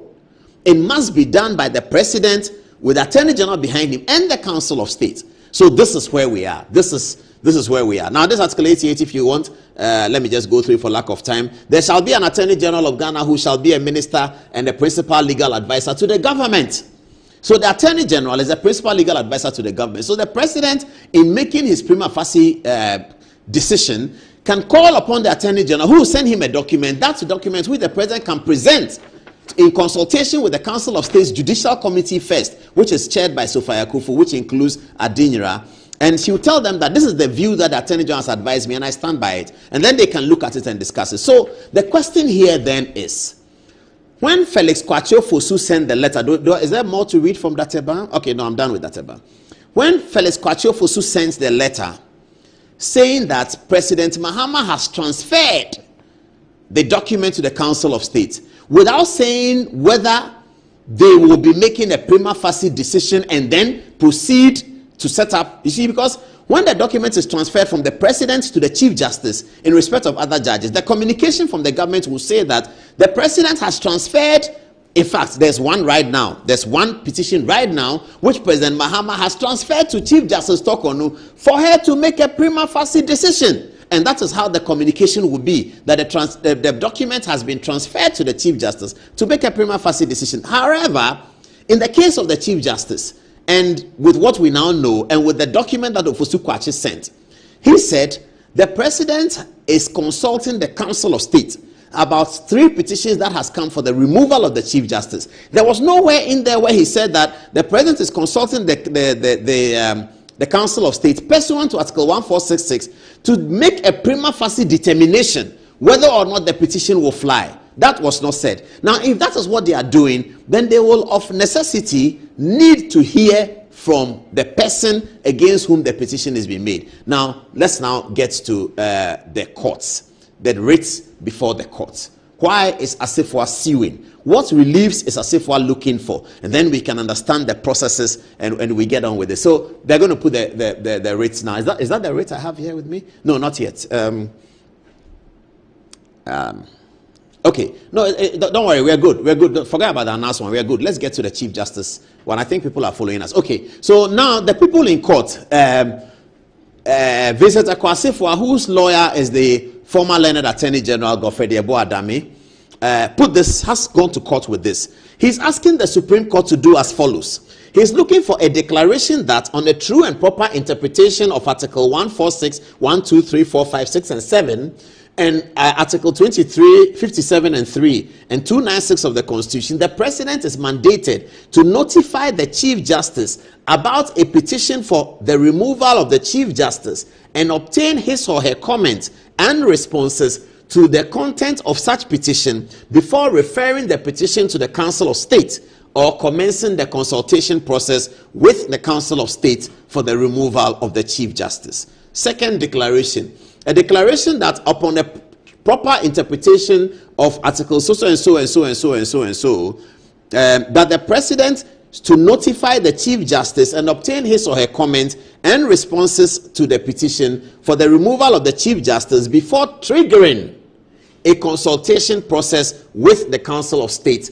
And because they didn't do that, that constitutes a violation of Article 1466, as well as the constitutional protection of the security of tenure of the Lord Chief Justice, who is a justice of the Superior Court of Judicature, stipulated in Article 1461 of the 1992 Constitution. A third declaration being sought by the petitioner is that he's saying that the court should declare that a failure by President Mahama to notify the Chief Justice and obtain his or her comments and responses to a petition for the removal of the Chief Justice before triggering the consultation process with the Council of State amounts to an unjustified interference with the independence of the judiciary enshrined in Article 1271 and 2 of the 1992 Constitution. Oh, whoa, there's a fourth declaration. What are they asking for? The fourth declaration is that failure by the President to notify the Chief Justice and obtain her comments and responses before triggering the process constitutes a violation of the fundamental rights to a fair hearing contained in Article 23 and 296 and renders the consultation process for the removal of the Chief Justice initiated by the President null, void, and of no effect. So the petitioner is saying to the Supreme Court that give me a declaration that upon a true and proper interpretation of Article 1466, that the President did not consult the Chief Justice against whom the petition is being made before triggering the process with the Council of State is null and void. It's a violation of her rights. It's a violation of the Constitution. This is simply what they are saying. That before the government told us that the petitions have been forwarded to the Council of State and therefore the process has triggered, Before then, they should have sent it to Madam Chief Justice so that she will put out her comments, and her comments can form part of making that determination. Failure to do so should render the process null and void. Now, in addition to this, the claimants also filed an injunction that based on this declarations that they are seeking, and based on this matter of constitutional interpretation that has been raised by their writ, and which is invoking the original jurisdiction of the Supreme Court. The Supreme Court's original jurisdiction is to interpret the Constitution. The Supreme Court has appellate jurisdiction to hear appeals from the Court of Appeal. But this original jurisdiction is to give a constitutional interpretation and meaning of the Constitution or many other laws as far as Ghana is concerned. So I believe this is the application for interlocutory injunction. It says that there's, it's here. Oh, sorry. Let me look at this. Okay. It says, please take note that this honorable court will be moved on the day appointed by the registrar at 9 o'clock in the 4th. The day appointed is Wednesday, 2nd April 2025. Please take note, it says, that this honorable court, being the Supreme Court, will be moved on the day appointed by the registrar. Day is 2nd April 2025. At 9 o'clock in the forenoon or soon thereafter, as counsel for and on behalf of the plaintiff applicant may be heard on the application praying for the following orders: an order restraining the President and the Council of State from proceeding on the consultation process for the removal of the Chief Justice under Article 146 or in any manner until the hearing and final determination of the instant action. So on Wednesday, we are all going to the Supreme Court. Big matter. Hopefully they can let us cover it live on television as we've been doing these days. The Supreme Court is going to sit on Wednesday to hear the matter whether or not in triggering the process with the Council of State, the President and the government of President Mahama have violated portions of Article 1466 of the 1992 Constitution. If the panel on Wednesday come to the conclusion that yes, the injunction should be granted, that is a big story. If the panel on Wednesday comes to the conclusion that the injunction fails, that is an even bigger story. What will happen? Let's see what happens. But Justice Atuguba has an idea. Justice Atuguba, a good friend, has an idea. And this is what he said. I was completely flabbergasted when I saw it. This is coming from a former Supreme Court judge who could nearly have been Chief Justice. This is what he says. He says, when the executive needs a reform, the president is changed. When the legislative needed a reform, the speaker was changed. When the judiciary needs a reform, the Chief Justice needs to be changed. If Nanado could remove the electoral commissioner, the auditor general, and it was good, so should John Mahama be able to remove the Chief Justice. Did he really say that? I hope he didn't. You know, these days you see these things. I hope he didn't. Justice Atuguba said this. I mean, Atuguba is the one who was teaching us. How is he saying that? In some countries, judges are voted for. And everybody knows that. Any political science students knows that. In some countries, they vote for judges. In America, they vote for attorney generals. Attorney General of New York is elected. In some countries, the Chief Justice is elected. They go to ballot and vote. In some countries, it's not elected. In those countries that the Chief Justice is not elected, there's a reason, there's a philosophy behind it why those countries decide that we will not elect a Chief Justice. Because they don't want the Chief Justice to be subject of electoral vote and vote and those things we do in elections, up and downs, and they vote. So when Justice Atuguba here compares the executive that is elected, that when we don't want the executive, we vote them out, and compares it to the legislature that is elected, when we don't want the legislature, we vote them out, and then draws in the Supreme Court that is not elected for the sanctity and protection of our national constitution. We do not elect Supreme Court judges, we appoint them. And then they have security of tenure of office, except they have done something egregiously wrong through impeachment. You don't remove a Supreme Court judge. Justice Atuguba says that because president is elected, because legislature is elected, even though Supreme Court judges are not elected, we should subject them to the equation of election. I think that is very sad, totally embarrassing, completely shocking that a distinguished Supreme Court judge will make a statement like this. I mean, why? This is just the NDC and NPP politics now is doing us like that. I mean, why? As such a distinguished Supreme Court judge. I have a lot of respect for that policeman. I gained a lot of respect for him. The policeman who was fighting with Dampare, who went to run for MP and didn't get, Alex Mensah. when the Dampare issue happened, the Dampare removal, he said that it is good that Dampare has been removed, but he condemns the jubilation at the police headquarters. He was speaking like a COP, that this jubilation is wrong. And when we have public servants who have left the system and talk like that, it helps the system. Because the jubilant policemen were expecting that, I was expecting that Alex Mensah will be happy. Alex Mensah said, well, yeah, it's good that, but you can't jubilate when the IGP is gone, he's your boss. Now, contrast that to my Lord, Mr. Justice Atuguba, who says that president is elected, parliamentarians are elected. When we don't like president, we change it. Do we have a schedule in Ghana where every 4 years we go and elect chief justice? Do we do that? Every 4 years, do we go and elect a chief justice? We want our constitutional democracy to be sustained. He of all people, a law lord, must want the constitutional democracy to be sustained. That's why we have one chief justice swearing in 3-4 presidents. Chief Justice Georgina Wood swore in Professor Mills. Chief Justice Georgina Wood swore in President John Dramani Mahama. Chief Justice Georgina Wood swore in Nana Addo Dankwa Akufo-Addo. Chief Justice Aban swore in Fly Lieutenant Rawlings in 1997.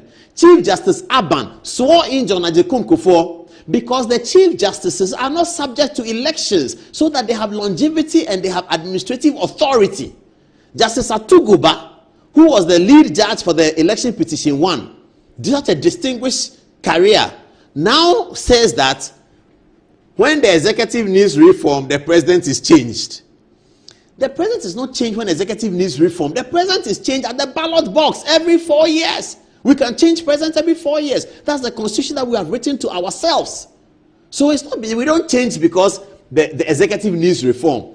If the executive needs reform in 2018, we will not be able to change it because we have to wait for 2020 before there's an election. If today the executive needs reform, we can identify it. Even if we come to the conclusion, every Ghanaian comes to the conclusion that the executive in Ghana needs reform, we cannot do anything about it until December 7, 2028. That is the constitution that we have given to ourselves. And you have a Supreme Court judge speaking in a way that completely undermines the constitution in this manner.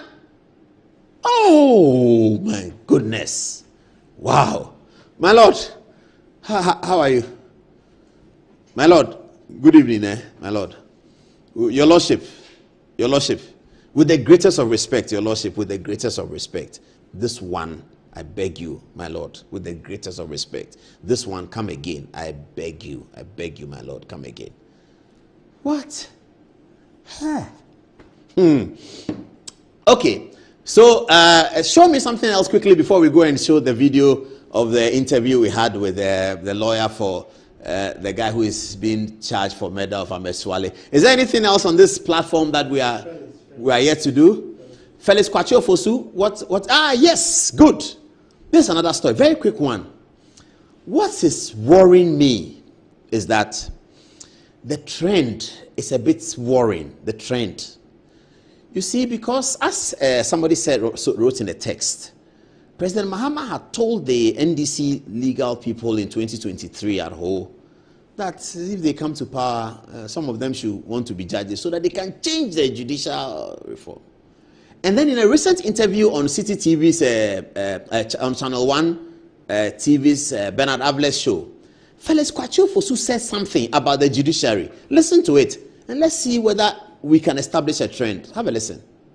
Again, the Chief Justice is not at the beck and call of the president.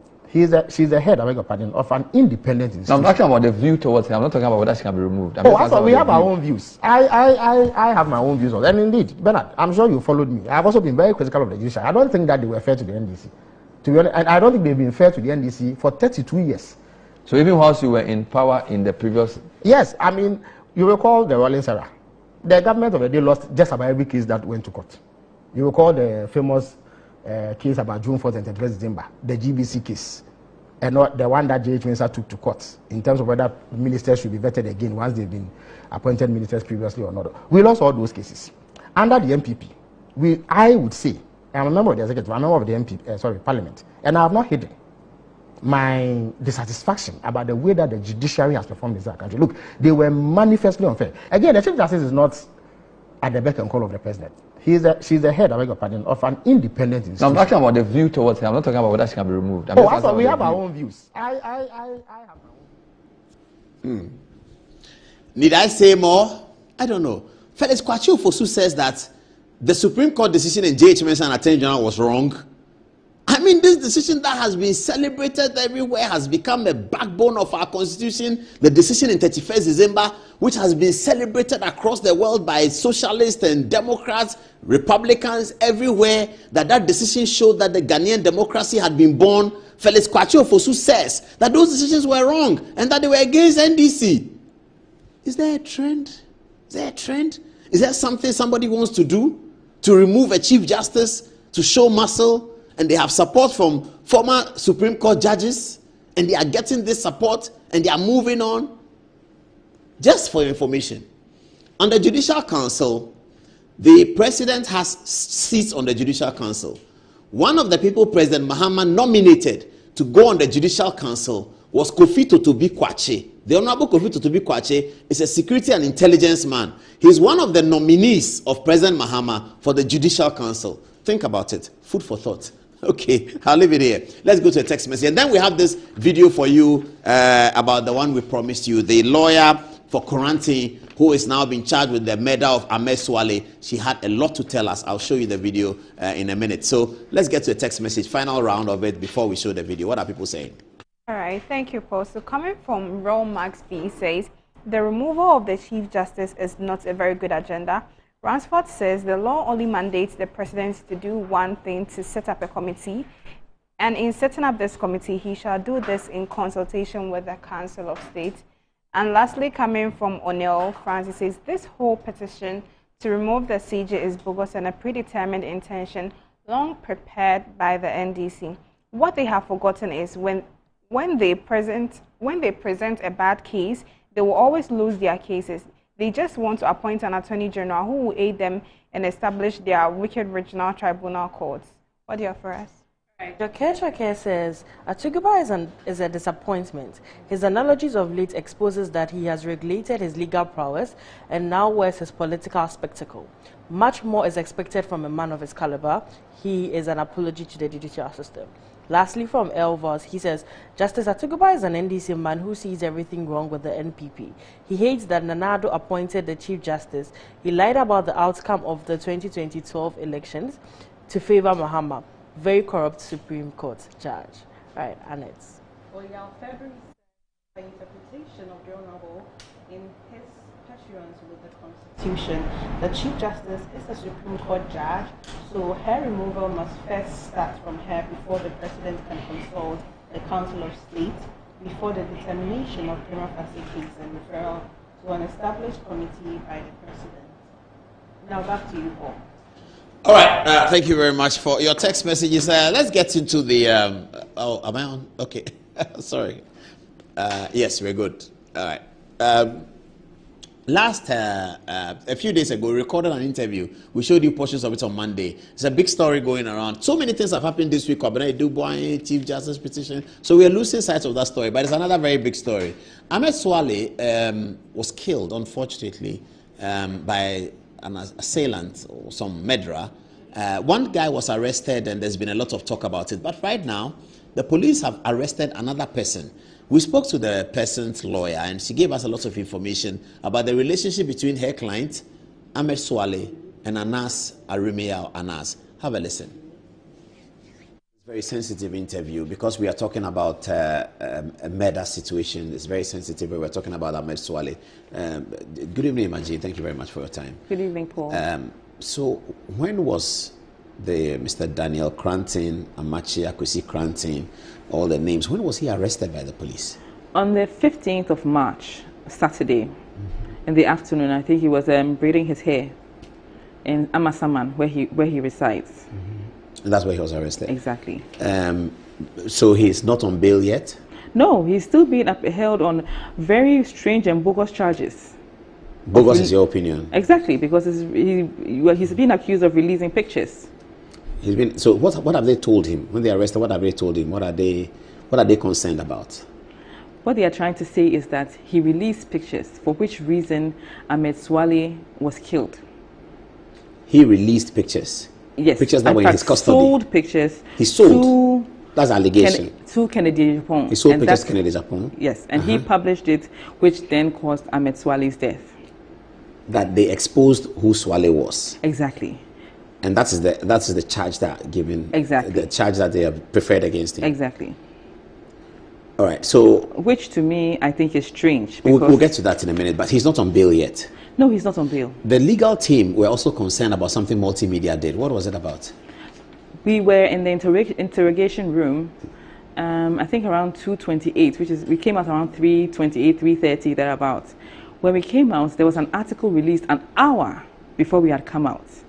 And it was seeking to say that my client, or should I say, Daniel Owusu-Kranting, had fled the country, and he was a fugitive of justice, and he just snuck in 2 weeks ago, making him a flight risk, and then amongst others, that he was the suspect of Ahmed Swale's murder has been apprehended. You know, those kind of narratives that are given to the general public raises a lot of anger and in fact emotions. So before, but has he not been apprehended for being allegedly part of or being responsible for the murder of Ahmed Swale? Is that not the reason? At the time when we were in there, we were in interrogation. You are asking, they are trying to ask him questions as to how all these things came about. Who were in there? Him, you, his lawyers? Me, yes, and his lawyer, Kofi Essel. I'm sure you've seen him on. But you're a barrister too. Exactly, okay, I am. But Kofi Essel is representing him. Exactly. You are doing media for him. Exactly. I see. So all of you were there. Exactly. And they ask him questions. Exactly. What did they ask him? Several questions. Things about his baby's mother. Things about his baby mother. Yes. He's not married, or he's married. He is married. But he has a baby mother. Yes, his and first they wanted child. to know something about whether she worked for a nurse, whether she, it was to me it was very strange. The whole whether the baby mother works for a nurse. Exactly. Okay, but Daniel works for Tiger Eye. Exactly. Okay, so when you came out, what was in the article? The article basically said that he had been trying to interfere by getting bail, number one. Number two, that he was a fugitive of justice and that he had snuck out the moment the police were on his heel to London and returned just 2 weeks ago. Which and at that point, the police apprehended him and then presented him for interrogation. Is there a history that the police were looking for him? Is there any history like that? That could not have been possible. Why? Because this man has been in this country, working with the police themselves, applying... On the Swale murder? Not on the Swale murder. Okay. But on social media, he's everywhere. Working with the Ghana police? He's working with the Ghana police. He's been apprehending people, presenting them for his documentaries. He works in the medical field. Documentaries in the medical field? Exactly. I see. Usually he looks for people who are selling drugs that are unapproved by the FDA. Oh, that's what he does? Exactly. That's so what this he does. story we're seeing on the TV now is what? Poriel's pitch, yes. That was one huge saga that went on at the Good Park where one Dulcie Boateng had, gathered a lot of people selling all these butt lifts, flat stomach, all these products that were unapproved by the FDA. So there was a raid between, and it was a joint collaboration between him, Ghana Pharmacy Council, and the police and the FDA themselves. Okay, so as an investigative journalist, he did a report and presented it to the police, and this is what he's been doing. Exactly. When did this happen? This story we're looking at. Last year, just last year. I see. So the police are in contact with him of sorts. They are in contact with him. He's even recently applied to the Director General for an investigator to investigate some of these cyber crimes and all that. You know, people selling things on all these media platforms, internet platforms like TikTok and all those things. So he's working as an investigative journalist regularly. Exactly.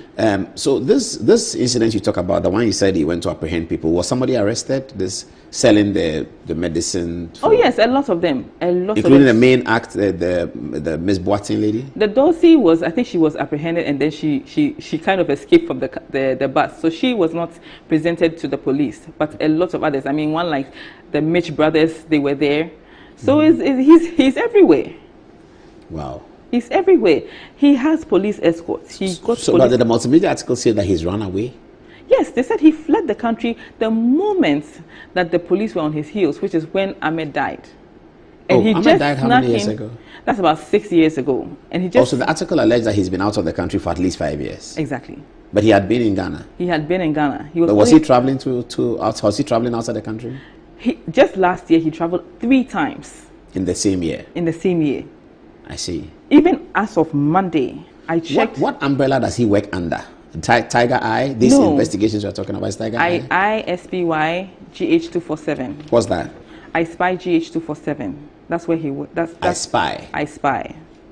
So Daniel Cranton works for I Spy GH. Exactly. And it's under this umbrella that he's been conducting investigations. Exactly. In collaboration with the Ghana police. Exactly. So you're making the point that it is not possible that he had run away and that he was a fugitive. from Never justice. possible. But this It's- article multimedia rules. Exactly. Have you drawn multimedia's attention to that? I have. I sent them a letter of retraction and apology. I have not heard anything. I give them 48 hours. Has it elapsed? It elapsed today. Okay. So you will write to them again? No. It's time for action. Okay, but who is Daniel Cranton, by the way? Who is he? He's an undercover investigative journalist, and he only does the medical areas. Drugs, tramadol. He's done a documentary on tramadol. It's all over the airwaves. You know, this fella McCaffrey, she was apprehended at some point for selling all these herbal products for butt lifts and hip lifts and whatever they call them. He was the one who did that.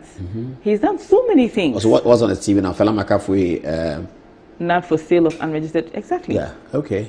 So this was as a result of Daniel Cranton's work, because we Exactly. all saw this story, but we didn't know the back Exactly. room behind. So this was as a result of Daniel Cranton's work. Exactly. So this is what he's been doing. Exactly. But did he work for Tiger Eye before? He did. I think it between 2012 to 2013. I mean 2012, 2013 to 2017. So for a period of time, I think about. So he 4 or knows 5 years. Anas Aremia Anas. Very well. He worked with him. He worked with him. What was his role in Tiger Eye? He was an IT guy. IT means IT. what? He's the one who usually sets the cameras.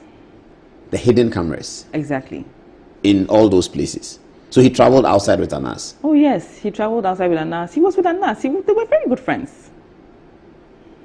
What is the relationship between his baby mother and Anas? The baby mother used to make the beads that Anas used to wear, and that's all she used to do for him. The baby mother is a beat maker? Well, that's the narrative. That's what I know.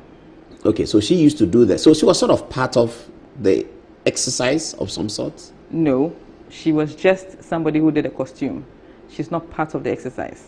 It's a head costume. That's it. That's it, Yes. okay. So when did he leave Tiger Eye, Daniel Cranton? 2017. Did he leave before the Kwesi Nyantakyi investigation was conducted? I'm not sure, but it was around the same time. Was he in Dubai for that operation? He was in Dubai, I think. I think when he returned from Dubai, I don't know exactly what was happening over there with Kwesi Nyantakyi, or if he was even there in the first place. That I cannot speak to. But he went to Dubai with Anas, and on the return, there was some ill feelings. My Daniel Owusu Cranton felt hurt by some things that Anas did to him, and then decided at that point that he was done. So there was a little bit of bad blood between Daniel Cranton and Anas Aremia Anas. Daniel Owusu Cranton did not have any bad blood with anybody. All he said was, I do not like the way you treat me, and so I'm walking away to think about how to progress my life. Was it about money? Well, at some point, yes, because he claims, or the audios that we have as evidence goes to prove that when they went to Dubai, Anas had a problem with him because I think he was supposed to do something and it didn't happen. And Anas ignored him in Dubai for 3 days, in which he had to now look for sources or ways and means to survive in Dubai. Whilst on operation? Whilst on operation. And he felt that that was unacceptable on all levels because he loved him, he loved his family, he loved the man. So for you Daniel to do Cranton loved Anas? Yes, he did. Okay. He really loved him. Okay. He was one of the the people who showed him his trade. Anas showed Daniel Kranti his trade. Yes. And that's what he does now with what he's doing. Exactly. So he trained him. More or less. Did he also meet Ahmed Swale whilst he was working with Anas? Yes, he did. He knows him well? He knows him well. So when he was leaving Tiger Eye, did he tell Anas that he's leaving? Well, he did not exactly tell Anas that he was leaving, but he said it in the grapevine that he was done and he was going. When he said that, one guy called Muda called him into an uncompleted building and shot in the air. The Muda didn't say anything according to the narrative. He did not say anything to him. He just shot in the air. So Daniel Wusu just kind of thought that this was a threat. So he just decided to just back away. So he just never went back to work again. So Muda, you're introducing interesting elements. Muda was part of the group? Exactly. And when Daniel said that he was leaving, which you say he didn't tell Anas himself. Yes. Who did he tell? I think he was just discussing it with the workers and saying, I'm done, I'm going. So Anas must have heard. Exactly. He said it through the grapevine. And Muda invited him out to a place. Yes, in Chado. You know, they were building a glass factory there, and Daniel Wusu Kranting was in charge of that. So he pulled him into in charge of Anas's glass factory?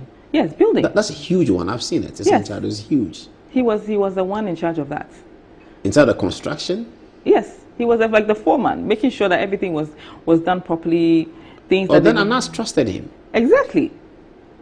Exactly. So it was at this Chado place that Muda, yes, as you say, what did Muda do? He called him and said, "Come and get a gun." He called him into an uncle. He said, "Come." He went in, and then the Muda shot. Muda was holding a weapon. Yes, he shot in the air, and Daniel Wusu Kranting said, "Why? Like, what are you doing? Why are you doing this?" He didn't say one word, and he walked away. All these things were things that Daniel Wusu Kranting told everybody as far back as 2019. Oh, these things happened in 2019? Exactly. So many years ago. No, but you said he was leaving in 2017. 2017, he left in 2017. So 2019 he was still there? No, what I'm trying to say is that he was explaining this to the whole world in 2019. In 2019, exactly. That the events that occurred in 17, in 2017. By 19 he was telling people. So you're saying it's not new information? It's not new information. Okay. Where's Muda now? I have no idea. I don't even know who he is. What was his relationship with Ahmed Swale, Kranting? They were friends. They were very good friends. Colleagues and friends? Colleagues and friends. Did they have interactions around the time that Swale died? There's nothing worse than your multi-bet missing, but nothing better than having it saved. Bet Saver.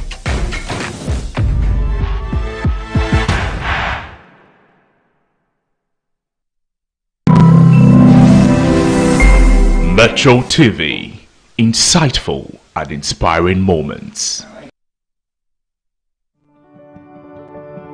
Has Christianity always been one of the religions in the world to you? Oh, hallelujah. Christianity is not a religion, neither is it a journey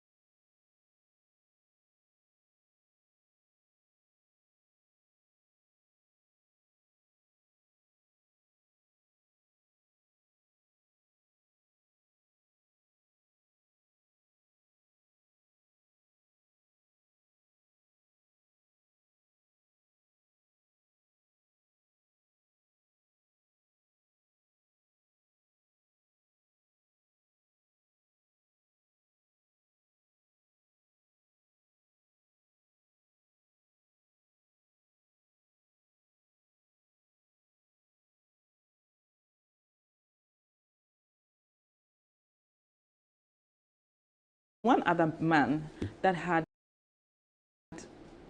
access to the PC. Okay. And so in some chats, it was released that... Which PC is that? I think the PC where they were using for closely with them and had access to them. And then, so I think it was he was the one who was releasing them. So by the time Ahmed Swale died, he was not a member of Tiger Eye PI? No, he was not. Are you sure about that? Yes, he says it here. He was not. He said, I have resigned. I don't want to have anything to do with them. Today, we are all here because Daniel Owusu is accused of leaking pictures. To your knowledge, or to Daniel Owusu knowledge, did Ahmed Swale fall out with Anas Anas? Well, it would appear so because from the narratives or from one of the text messages that if he were to talk, what Ken did was small. Oh, that's interesting. Yes, he even went ahead and said that you do all these efforts and you are not appreciated. So he had some... And you have these text messages? Oh, yes. You can share... Oh, you have to look at me. You can share with some of us? You can share... Yes, things full permission to share everything. Okay. Let me tell our viewers that we will obtain these videos and share it to you on the extended interview of this, on the extended program interview of this very important interview. So don't worry if you are watching it now and we are not showing the videos. Keep an eye on Good Evening Ghana on this page. In a text that if he were to talk, what Kennedy did with Who Watches a Watchman, Who Watches the Watchman will be small, will pale into insignificance. Yes, he said the whole Ghana will shake. If he were to say what he knows exactly about the operations of Tiger Eye. Exactly. Knowledge. I have no idea what he was doing. Because I think he said he was going to lay low in one of the text messages. And after that, my clients never had any interactions with him again. Then he heard he had died. Then he heard he had died. Did he attend the funeral? Daniel Kranti? No, he could not have attended the funeral. Because upon the death of Ahmed Swale. To undo Ahmed. Because a certain narrative has been set way back in 2018. I mean, the same person that keeps telling everybody that Ahmed Swale died because of pictures. Who is this person? Well, your guess is as good as mine. We should ask, died because there was a release of pictures. Now, this Ahmed, his pictures are everywhere. If we are talking about who released pictures of Ahmed first or who released Ahmed's image first, it will be Anas. Because if you look at the school feeding documentary, the 16th minute, you will say that he's Ahmed Swale. You don't have to say he's Ahmed Swale. Yes, but having somebody's image in a documentary is quite different from having the image and writing the name Paul Adomochi on it. So because Ahmed is not on TV, he's not like me that people can, my name and my face are associated.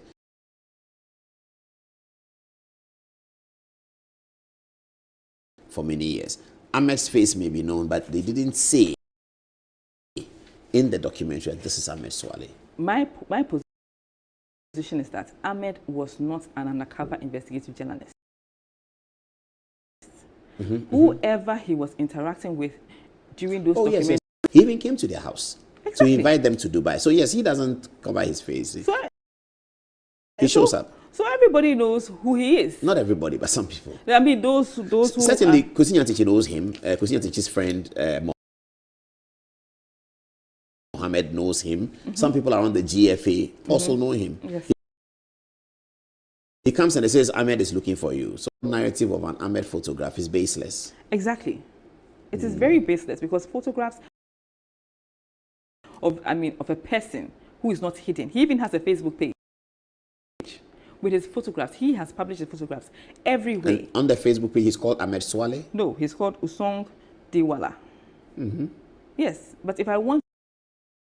That if somebody is looking for Ahmed's image, it's not difficult. It's there. It's available. If I know... Once I know who to ask him and you get the image on social media.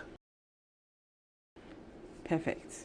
So this image that we're seeing on the television, you said it was shared by Ahmed himself. Yes, shared by him. This is Facebook page. Facebook. But he ordered Diwala. Diwala, yeah. Well, I can't really pronounce it, but that's what. I see. Yeah, I read it. He has pictures of his wife there, his children there, everything about him is there. So it's strange why the narrative would be that the person died because of pictures. When years ago this man has said, a dead man has said, whoever is released because of the releasing of pictures, because of allegations of releasing of pictures, allegations, speculations of such a high crime, such a crime that is I mean, if you are slapped with a murder charge, you can imagine. So the police are not saying, they are saying that that's very much. And even if you are in the vicinity, in which vicinity? He was around. They say he was around Medina. Medina is where Ahmed Swale lived, and that's where he was killed. Exactly. Yeah, and Daniel Cranton was said to be around Medina. That is what they say. At 5 p.m. in the evening. My client never said he was in Medina. He's denied the fact that he was in Medina. He said he doesn't play there. He doesn't know what he will be doing in Medina. He does. Does he remember where he was? I mean, we are talking about something in 2019 and it's 2025. 2019 is when Ahmed died. We're calling him from that time. He certainly must remember where he was. When people called him, he was at home. Where? Amasaman. Amasaman. So to him, it is strange. Had he gone to Medina that day? He doesn't remember. He said he does not that he doesn't remember. He said he wasn't there. But I get your point that it's neither here nor there. Yes, exactly. Really ridiculous to because rely if I'm on somewhere, where a person was. Maybe I was going my way. Somebody said, "Pass here." I mean, as far as I know, when he was called that Ahmed, or he was told that Ahmed had died, he was in Amasaman at his residence. And anybody who knows this gentleman very well knows that he's an early sleeper. I see. Okay, so his client knows. Was Ahmed talking to Anas? Was Ahmed? I don't know. On friendly level, you know that. Nobody knows that. But he had certainly resigned from Tiger Eye. Yes, he had resigned. But that information has never come out. I mean, he was buried as a Tiger Eye staff. Anas was at the funeral. You know, they didn't say. And the killer of Ahmed, and Ahmed died because of pictures. But to the best of our knowledge, let me finally ask you about the baby mother, because there's information that Anas spoke to the baby mother. What's that about? Yes, she was heard in a conversation with Daniel Owusu-Cranton. Yes. You'll give this to us. With you. All right. He was said to have been planning, or Adolf and Anas. She said, if I can say it in Twi or say it in English, and I'm actually Jane said maybe Fino. Who's talking? This is Anas. Telling the lady. Jane say maybe Fino. I think and I'm a and she said some other lady in the. Has the baby mother fallen out with Daniel Cranton? Well, yes, they have fallen out. Because I'm wondering why Anas will be talking to her, carry out, if indeed he did, threats he wants to carry out against her baby father, unless, of course, the two of them are falling out. They had fallen out. They always fall out. They will start talking again. They fall out. They'll start talking again. But now they are not on good terms. The lady and Cranton. Exactly. But calling him back to alert him that this is what your boss is saying. No, at the time, what I'm trying to say is that they fall out and they become friends again. At the time, they had become friends again. And she's saying, oh, do you know what happened here? This person is saying this and this was saying that we you survive, you will not know that there was a ploy like that.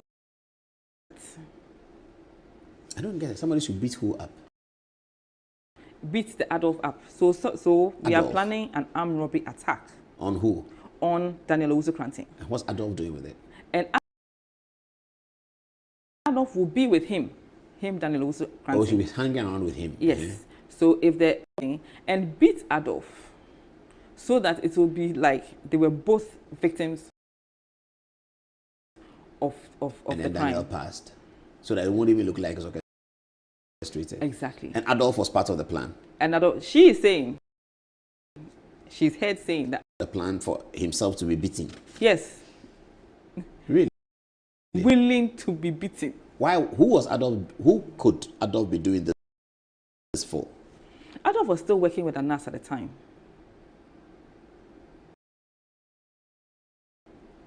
This is getting very complicated. But it's taking the police arrest the same Daniel Kranting who has collaborated with them since Ahmed Swale died. Yes. That is shocking too. Collaborated with them, applied to them. He has police escorts following him everywhere when he's going for all these meetings. So to me, when the police were closing in on him and just returned 2 weeks ago. Meanwhile, everybody in this Ghana who knows him knows that he's been here.